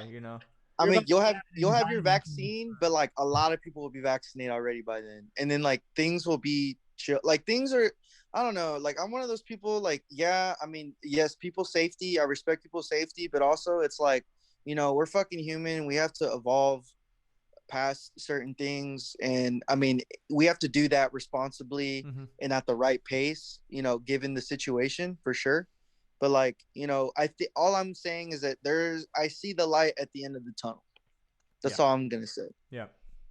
Yeah, it's here. Yeah, bro. It's here to stay. You said you got your vaccine. You got yours, Brandon? Not yet. I'm waiting till eligibility Same here. for everyone to get. But like, man, so many of my friends got it already. It's you crazy. Can go and like, I mean, I've seen people that like have kind of like kicked it out of Walgreens at closing, and have. That's a real thing, huh? Cats are really just like posting up, like, oh. I mean, yeah, because I mean, at the end of the day, like, I mean, doctors just want to. They can't waste a vaccine. Like, that's more unethical than anything, you know. So like, they're trying to get it out, and yeah, if there's closing and like they can't, no one else is in line. Like the first one eligible is fucking there, you know. I also have friends that you can volunteer at like vaccine sites, and I don't know what you do, but I know people that have volunteered, and then you can like kick it, and grab one. I got one because I'm a teacher at a college, on like their part-time, jazz drum instructor. So like I got the teacher cred, which helped. You have your master's degree? Yeah, baby. Fuck yeah, that's smart. I should have done that shit. Bro, you still can get it online. Shit. I have 0 degree out here in this bitch. I'm just kidding. What do you mean? It's hot as fuck out there, bro. You got hella degrees out there. Hey. Yeah. I'm hot, but I ain't got no degree out here. You got that heat, bro. Oh man. But I applied to a couple college jobs like through all this COVID shit. I would just apply and immediately, like, it would take like 30 seconds. Like, we reviewed your shit. You don't have a master's degree, so we're not even. So I was like, oh, all right, well, dude, Uh, what's that? I mean, yeah, college is like the masters, But like, if you had a teaching credential, like that goes a long way too. Like, I'm kicking myself in the butt that I didn't start, or I didn't keep. Cause I came into undergrad as an education major. Okay. But yeah, then I was like, nah. Music education or just music education? Yeah. Okay. Just like, yeah, I didn't want to. It's so stupid, but I didn't want to take like all the methods classes. yeah. I didn't want to have to learn how to play my C scale on a flute or a fucking stupid violin. I don't know. I feel like you could learn that shit in like 5 minutes. That's what I'm saying. I want to slap myself if I can go back in time. Yeah, we'd all do that though. It's like, bro, yeah, hindsight's 20/20 on that shit. Anyway, let's talk about some current ass shit. Let's talk about, boom, we got our guy Joey's newest record here. This came out, let's see, March of 2020. Man, it's almost a year. March 2020. What's the date today? Bro, It's like a year ago. A year and 3 days ago, this came out. I would highly recommend everyone go to Bandcamp. Check this out. This is Joey goes by J Lef on Bandcamp. I have listened to this record many times. It's a really fast record. As you can see, these are the songs are like less than a minute 30, which is super tight, so it makes for an easy stream. Is there anything we can listen to that you recommend off this? You have a favorite one off this one, Joey? Oh, man, a dead cow, maybe? Yeah, sure. Any of it. Yeah. Dead cow, perhaps. Yeah, play that. Right. Like any of it. Tell me if you guys can hear this. You can't hear it? I don't hear it. God damn it. Okay. For that matter, I didn't hear the air horns earlier either. Wait, you didn't hear the air horns? Mm-mm. You don't hear this? For real? Yeah. Do you hear that, Brendan?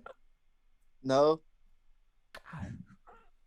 Dude, Matt's gonna cry. We gotta take it easy on him right now. I'm just kidding. Sorry. I'm just fucking around. Man. Somebody said I hear it. Somebody said I hear it on the All right, on they the hear comment. it. We're listening to a dead cow. Either Zephyr or Jack said that. I'm on my phone. I feel like it's because I'm on the phone that I can't hear it or something. Oh, I know why, you guys. This is why. That's why. Okay, I can hear it.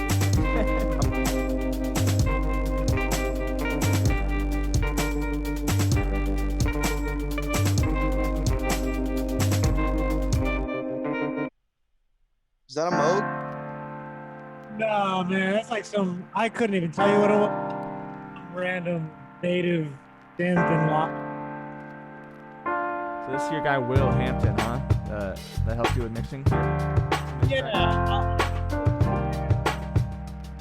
See, it sucks that they don't have an independent volume control on Bandcamp. Bandcamp, if you're listening, they need an independent volume control. That would be cool. Yeah.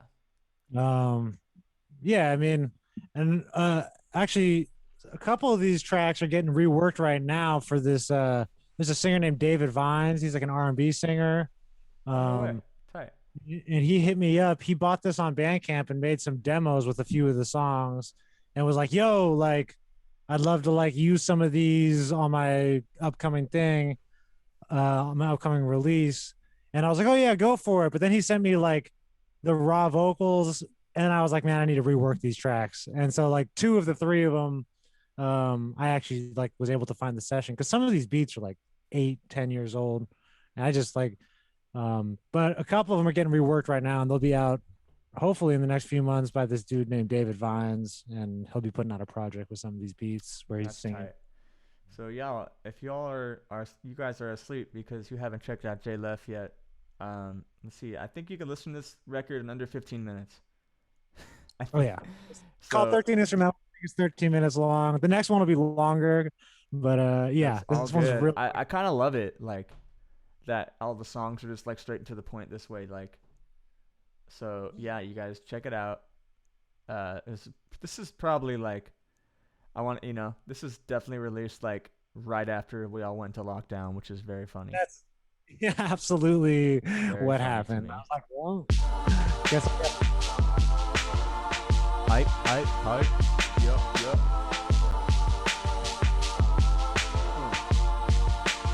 Wait, can I say a drummer news thing that we didn't even mention? It's Yeah. kind of low key. Hit me.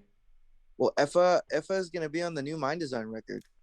Woo. Oh, shout out Effa, friend of the Oh, show yeah. as well. Did you see that? No, that's tight though. Yeah, I saw Effa the other day and he didn't tell me that. Year, yeah. He's, oh, same old. Effa's Like, so funny. Yeah, he's like all to himself, fucking keeping secrets. I think he's on like one song, or maybe I don't know. I think there's a few drummers on the album, but Tight. he is on the album. Like if you look at Mind Design's last post about the album, he credits everybody who worked on it. Effa, and I saw Effa. I was like, what the? It's like I interviewed a guy on Mind Design's record. That's crazy. That's Hell right, yeah. baby. Woo. So, yeah. yo, Joey, you're the man first and foremost. Let me fire off a couple of random questions at you. Please. All right. What's your favorite rudiment? My what now? What's your favorite rudiment? Oh, my favorite rudiment. Don't say it. I want to say like a flam triplet. Oh, that's a good rudiment. Like Swiss Armies or what? No, like the black at like right, left. What do you on the Little like L, little R. yeah, exactly. Flams with yeah, like the alternating one though. Swiss Armies is like right. Like Yeah. starting each one Yeah. with the same. But I like alternating them, man. You can get around the kit from black at the blue. Man, you can get around Yeah. the kit with Swisses though too. Yeah, you can. Oh, I use Swisses. I'm a Swisses guy I use Swisses a lot. all the time. Yeah. All right. Yeah, What about what's your favorite cymbals? What's your go-to? What's your setup? woo. Your go-to setup right now? I set up right now. So okay, I've got. What am I using right now?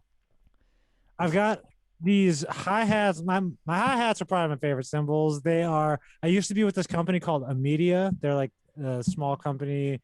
Mhm. They're made in Turkey. They're based in Jersey here in the States. The only reason whatever. I ended up leaving because I couldn't find their stuff on the West Coast, but I'm sure it's more accessible now. So shout out to Amedia. Media. I had these hi-hats made, and then they were a little too thick, and I gave them to this cat named Jesse Simpson in New York, who's an amazing cymbal smith. He makes ride cymbals from blanks, but he also will do modifications. All right. And he laid them down, and now they're like just like these thin 15s. They just fucking sound amazing. They're super buttery. I got um so a few cymbals from them. They've pretty much all been modded by Jesse. And then there's a company called Cymbals and Gongs, Cymbal and Gong, based in Portland. I found their shit at Revival Drum Shop up when I was up in Portland, Okay. and we got I'm using one of their ride cymbals right now. I mean, I also love my Zildjian stuff, of course. Crash of Doom. I got like the Consti and a bunch of random shit there, and yeah, I mix and match, man. I So saw the other day you had a little Crash of Doom on the left. yeah. I love those Crash of Dooms, dude. I do too, man. I kind of want a smaller one. I think that one's a 20, and I would They love. make smaller ones. I think they make 18s and 19s. Maybe not. I don't know. I've seen them as 22s. I haven't seen them. I've seen them. I Yeah, I've seen them swear I bigger, thought I not saw- smaller. But Okay. because I Well- have two 20s. Or do they sound like significantly different from one another? Yes. Yes. Yeah. I Yeah, also they- have the that raw effects crash. That new kind of like wild Oh, looking symbol. I want one of those. Those are things. sick, bro. Yeah, I think I saw you post. You were hitting that thing, and I was like, that looks fun to. Yeah. Smash Yeah, off. it's a wild symbol. Okay, let me get back to my my rapid fire questions here. What's the one drum that you wish you didn't sell? Hmm. Or better yet, or if you haven't sold a drum, have you sold? Do you have one in mind? No, because I really. Okay, what's the favorite drum that you've bought? Okay. That's the opposite of that question. I'll go with that I got the 70s Gretsch snare drum, the red sparkle wrap. Like you've probably seen it at the San Fernando. It's the same drum I've been bringing I love for that the one. last. I love that drum. Like I fucking love it too, man. I was in a pro drum shop in Hollywood and was just like I was there just to kill a little time. Like I don't even know what I was doing there. I was not there to buy a snare drum, you know? And like I heard that, and I have a Gretsch USA custom kit, but I don't have the matching snare. And that was just like the perfect thing to round out the whole thing. And I think if there was one drum I own right now that I just would not want to part with, that would be it. I mean, that'd be the one. If my crib was burning down, I'd grab that. I love it, dude. That's what's up. Man, heck yeah. Okay. And okay, this I kind of already know the answer to this question, but would you rather have a custom kit or a brand name kit? And if so, what brand name? Either or. And what brand name of the custom company? Yeah. Oh man. Okay, so a custom. I really don't care about brand name in general. Like it's just not like. So I guess I'll go with custom kit. But you know, if I'm choosing the company to get the custom kit from, Yes, you are. yeah, shit, man. I just look, man. Like I love Gretsch drums, so I'll go with Gretsch. But I know I knew it.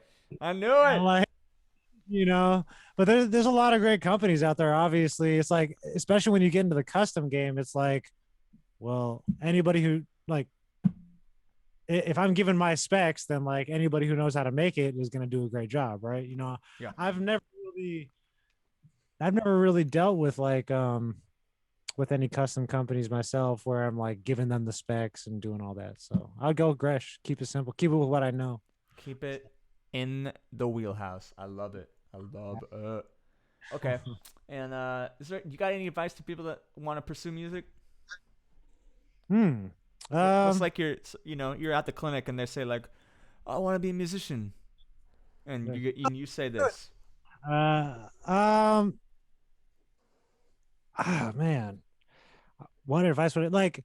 You know, be persistent. Get ready to like have it take a different form than maybe what you have in your head, but just you know, I would say also like find what you love to do and like just dig into it as hard as you can, because there's so many avenues in this shit, and like sometimes I feel like myself too, like I'll just get dragged in different directions and then I lose kind of track of what my own goals are. So I'd say like pick a goal and dig your heels in and go hard, man. You know, like just I don't know, something like that. Just jump off, do it. Just make sure you want to do it too, because like obviously there's easier ways to make a couple $100 than playing a gig, especially when you're lugging equipment. So I feel that, dude. Feel that. Yeah. I also wanted to say something on top of that, which is like make sure like the goal that you reach leads like make sure you set yourself on one goal and be ready to like want another goal right after. Yeah. Because you never like once you get to that thing, you're not going to be satisfied necessarily because like you've done all this work and sometimes you pass a milestone, you don't even know you passed it. And then you look back, you're like, oh shit, if 5 years ago I knew I had done that, I'd be stoked. So maybe I should be stoked right now. So like also appreciate the shit as it comes, man. Because it's sometimes hard to do. Yeah, no, for sure. It's a balance of both, right? Yeah. Oh yeah. Okay. Biggest life lesson learned on a gig. Oh my god.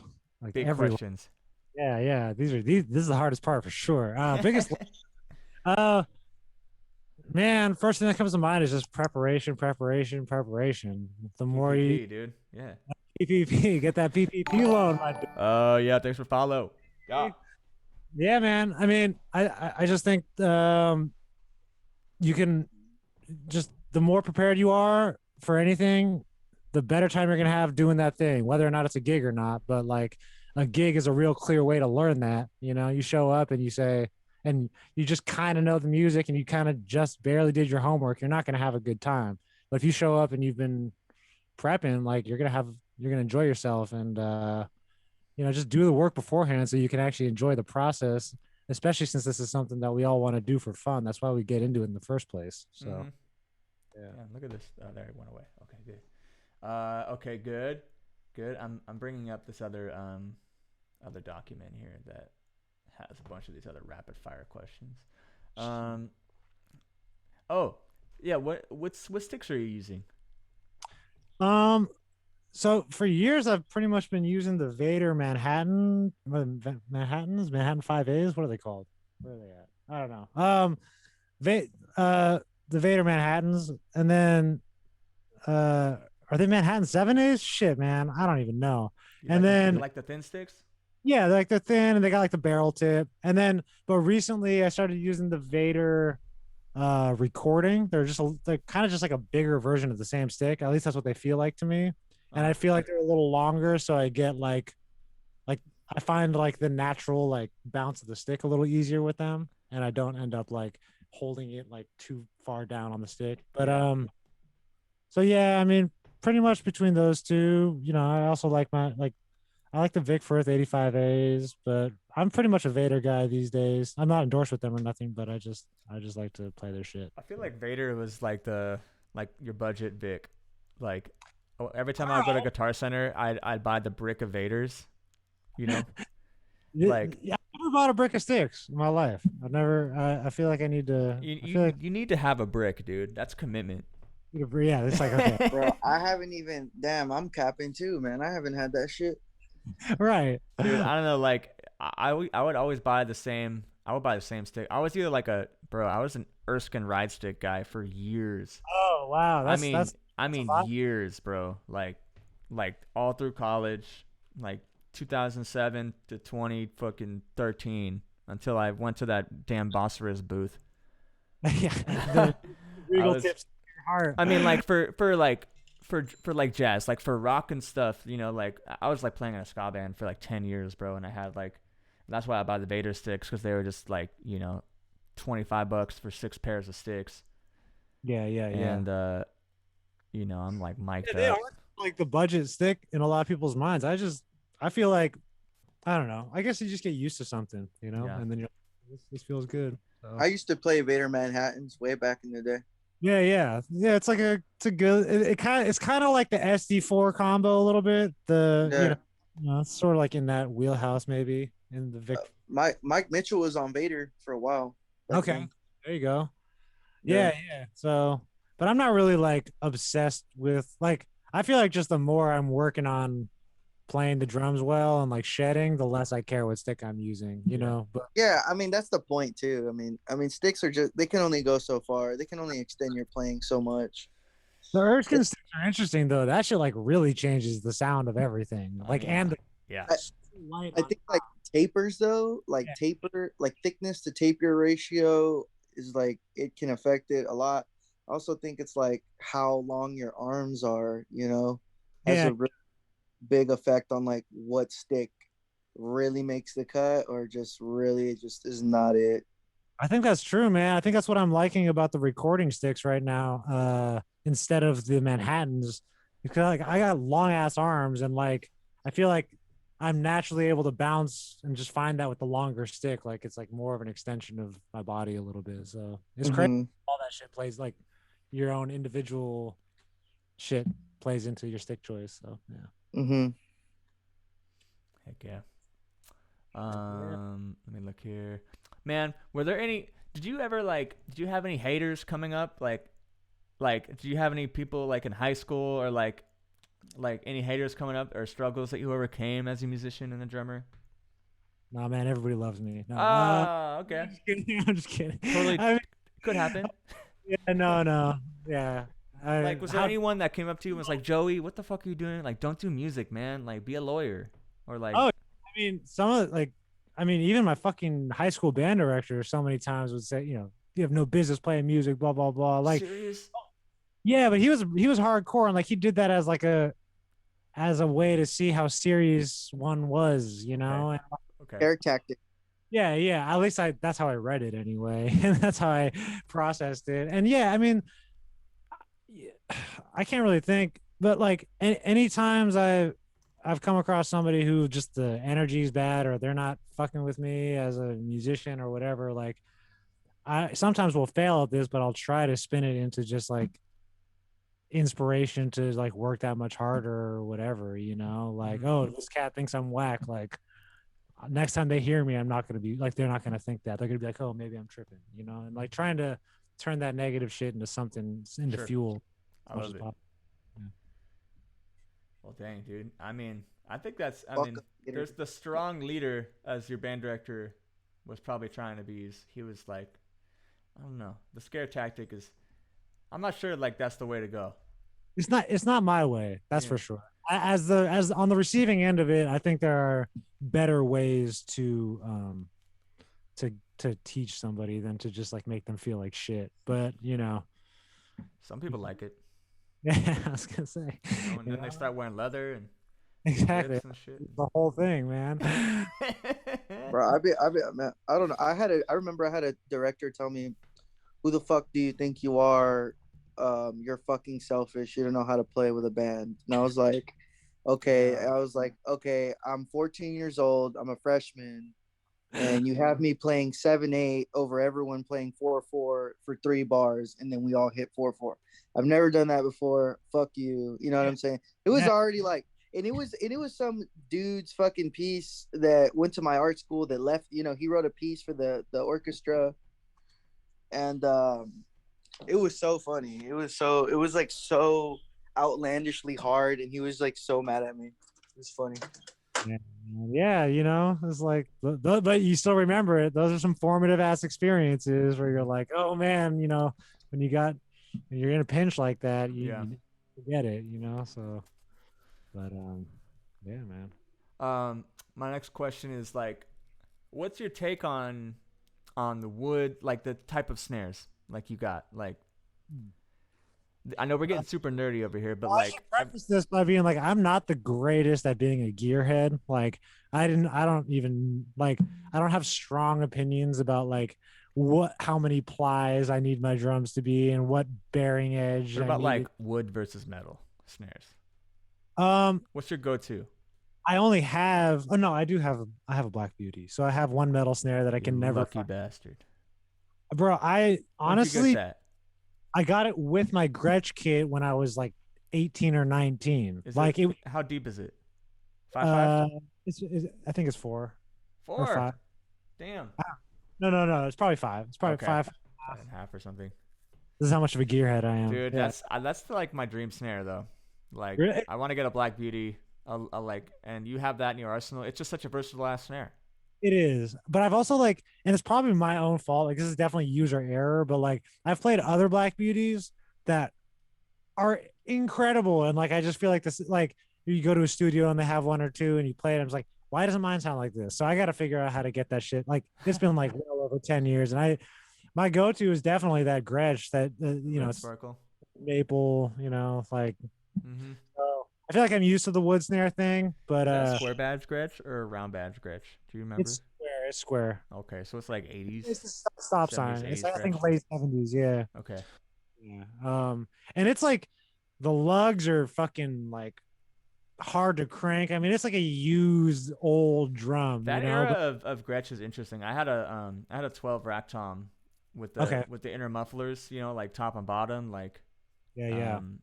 and yeah, dude, I would crank, and there had die-cast hoops. You know, it was like you got to crank those things to even get it to sound. But they keep, you know, when they get there, Yeah. they're not like I'm nothing like I'm detuning. Like I've heard DW is hella detune. You know, I don't know. I've never had a DW, me but neither. But yeah. They do. Yeah. They do. I used to have one. Yeah, DW is like they're great. They're super great, but I feel like you really have to like buy the really expensive shit to have it really on. I don't know. DW, I don't know. dude, every DW's great. DW is expensive shit though. It's like Yeah. to have to No, buy the even, upper echelon of DW is like, man, I'd rather just go custom. yeah, no, for real. I mean, yeah. This I'll tell you what, the CNCs don't detune. That's what's up. Now what Shout you out play? CNC. CNCs. Yeah. I just got endorsed. Yeah. Ooh, Dude, congrats, his man. kit is beautiful, Joe. You gotta check it out, dude. People's on Instagram. Yeah. It's so good. Oh, I'm gonna get a new one next year. I'm gonna get the same color, same lacquer, same wood, same ply config, but I'm getting 20 by 14 with the tom racks on top, and I'm gonna have 12 by 8 and a 13 by 9, and I'm getting a 16 by 15. So then I could put my 14 by 13. You're 2 up, 2 down. Yeah. Fuck yeah.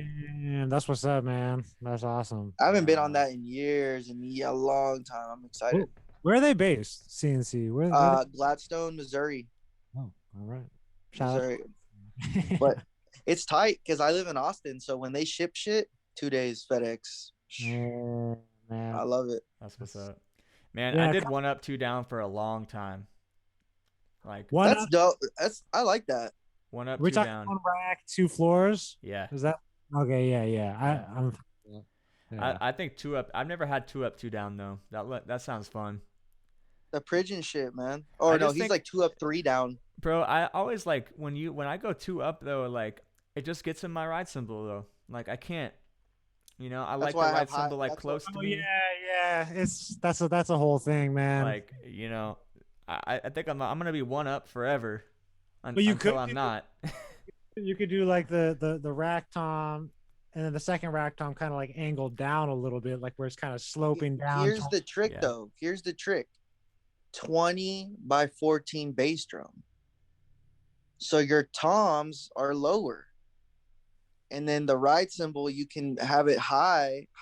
You can have it in the same position, but the toms are out of the way. Like high cymbal So gang. it's- I feel it. Yeah, well, but you don't have to put them that high either, though. You know what I'm saying? It's not like because the bass drum is not like a 22, which most like 2 up, 2 down kits are. You Yeah. know, it's a little bit more. There's a lot more work room.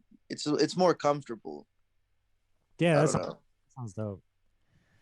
Damn, yeah. you guys. That was a good question, Sesh. Yeah, We man. got into it.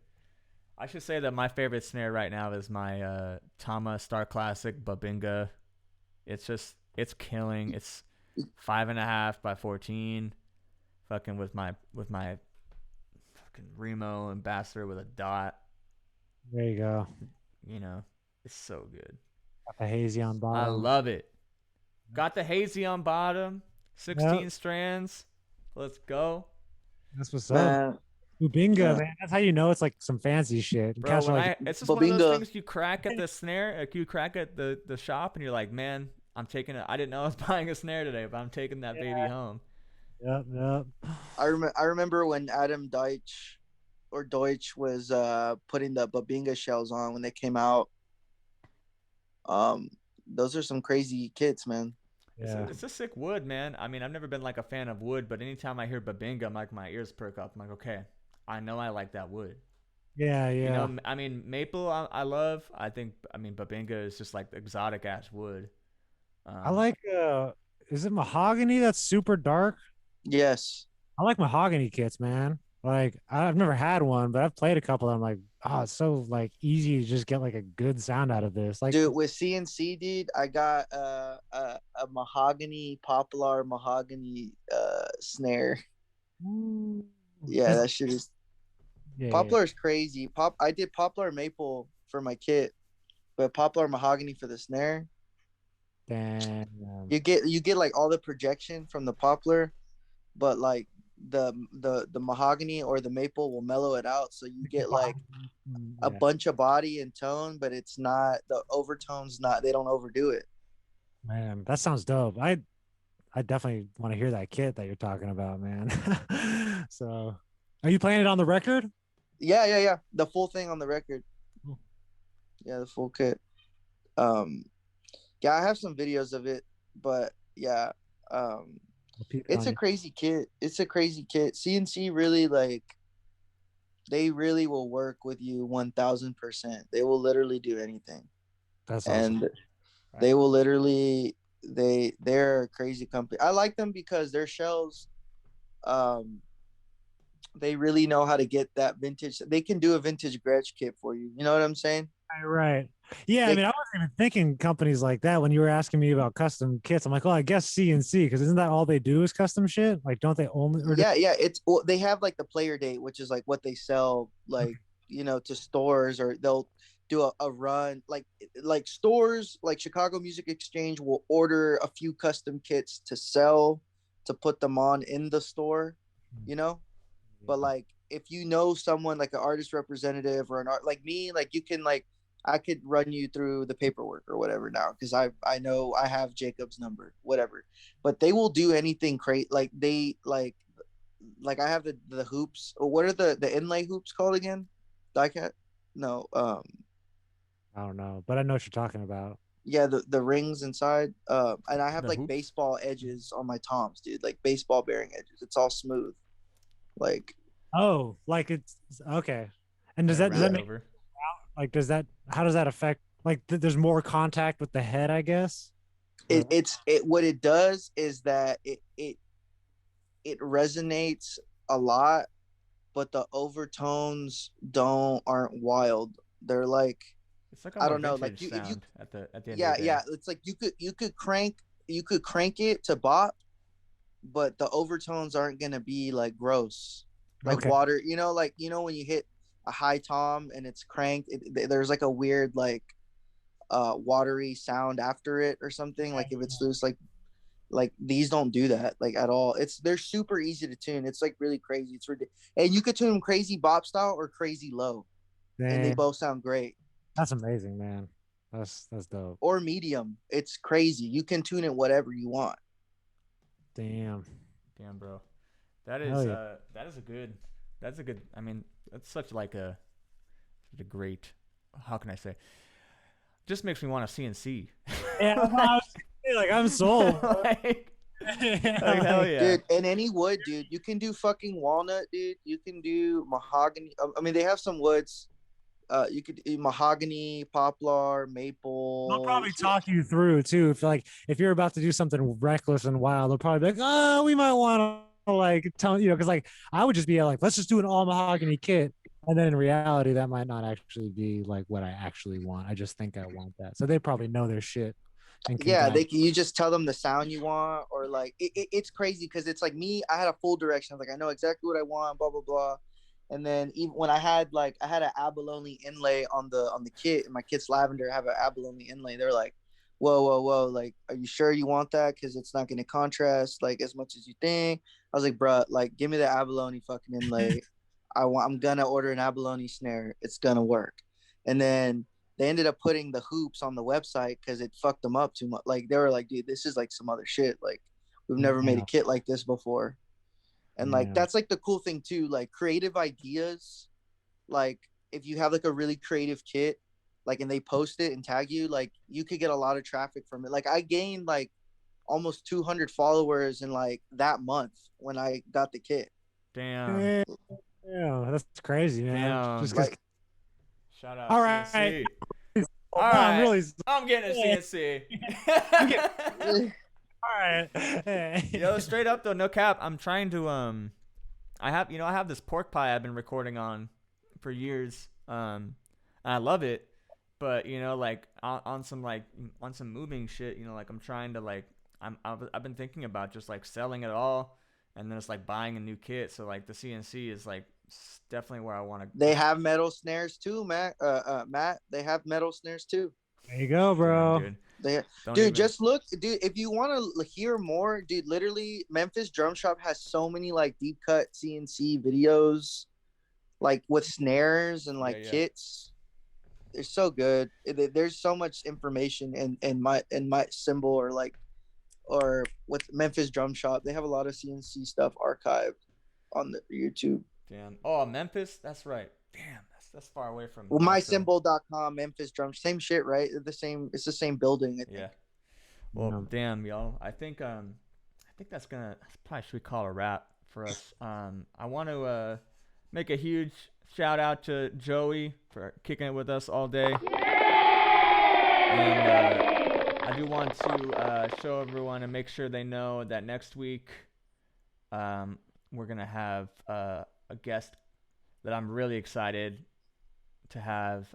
Carson Gant is gonna be our. Let me put Chrome on top of the logo here. There we go. Carson Gant. If you guys don't remember, One Up Drum Vids. That is Carson Gant. He'll be with us next week. Go check out his Drumeo session. Carson is one of the nicest dudes I've ever met. I got to buy him a beer at the Blue Whale, and we chatted.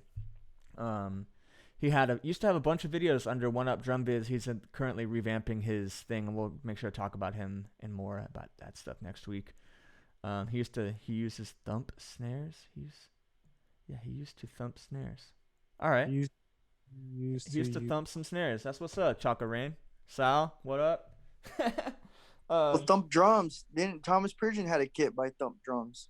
Oh, I get That it. crazy acrylic, like almost wild Frankenstein weird kit that he had.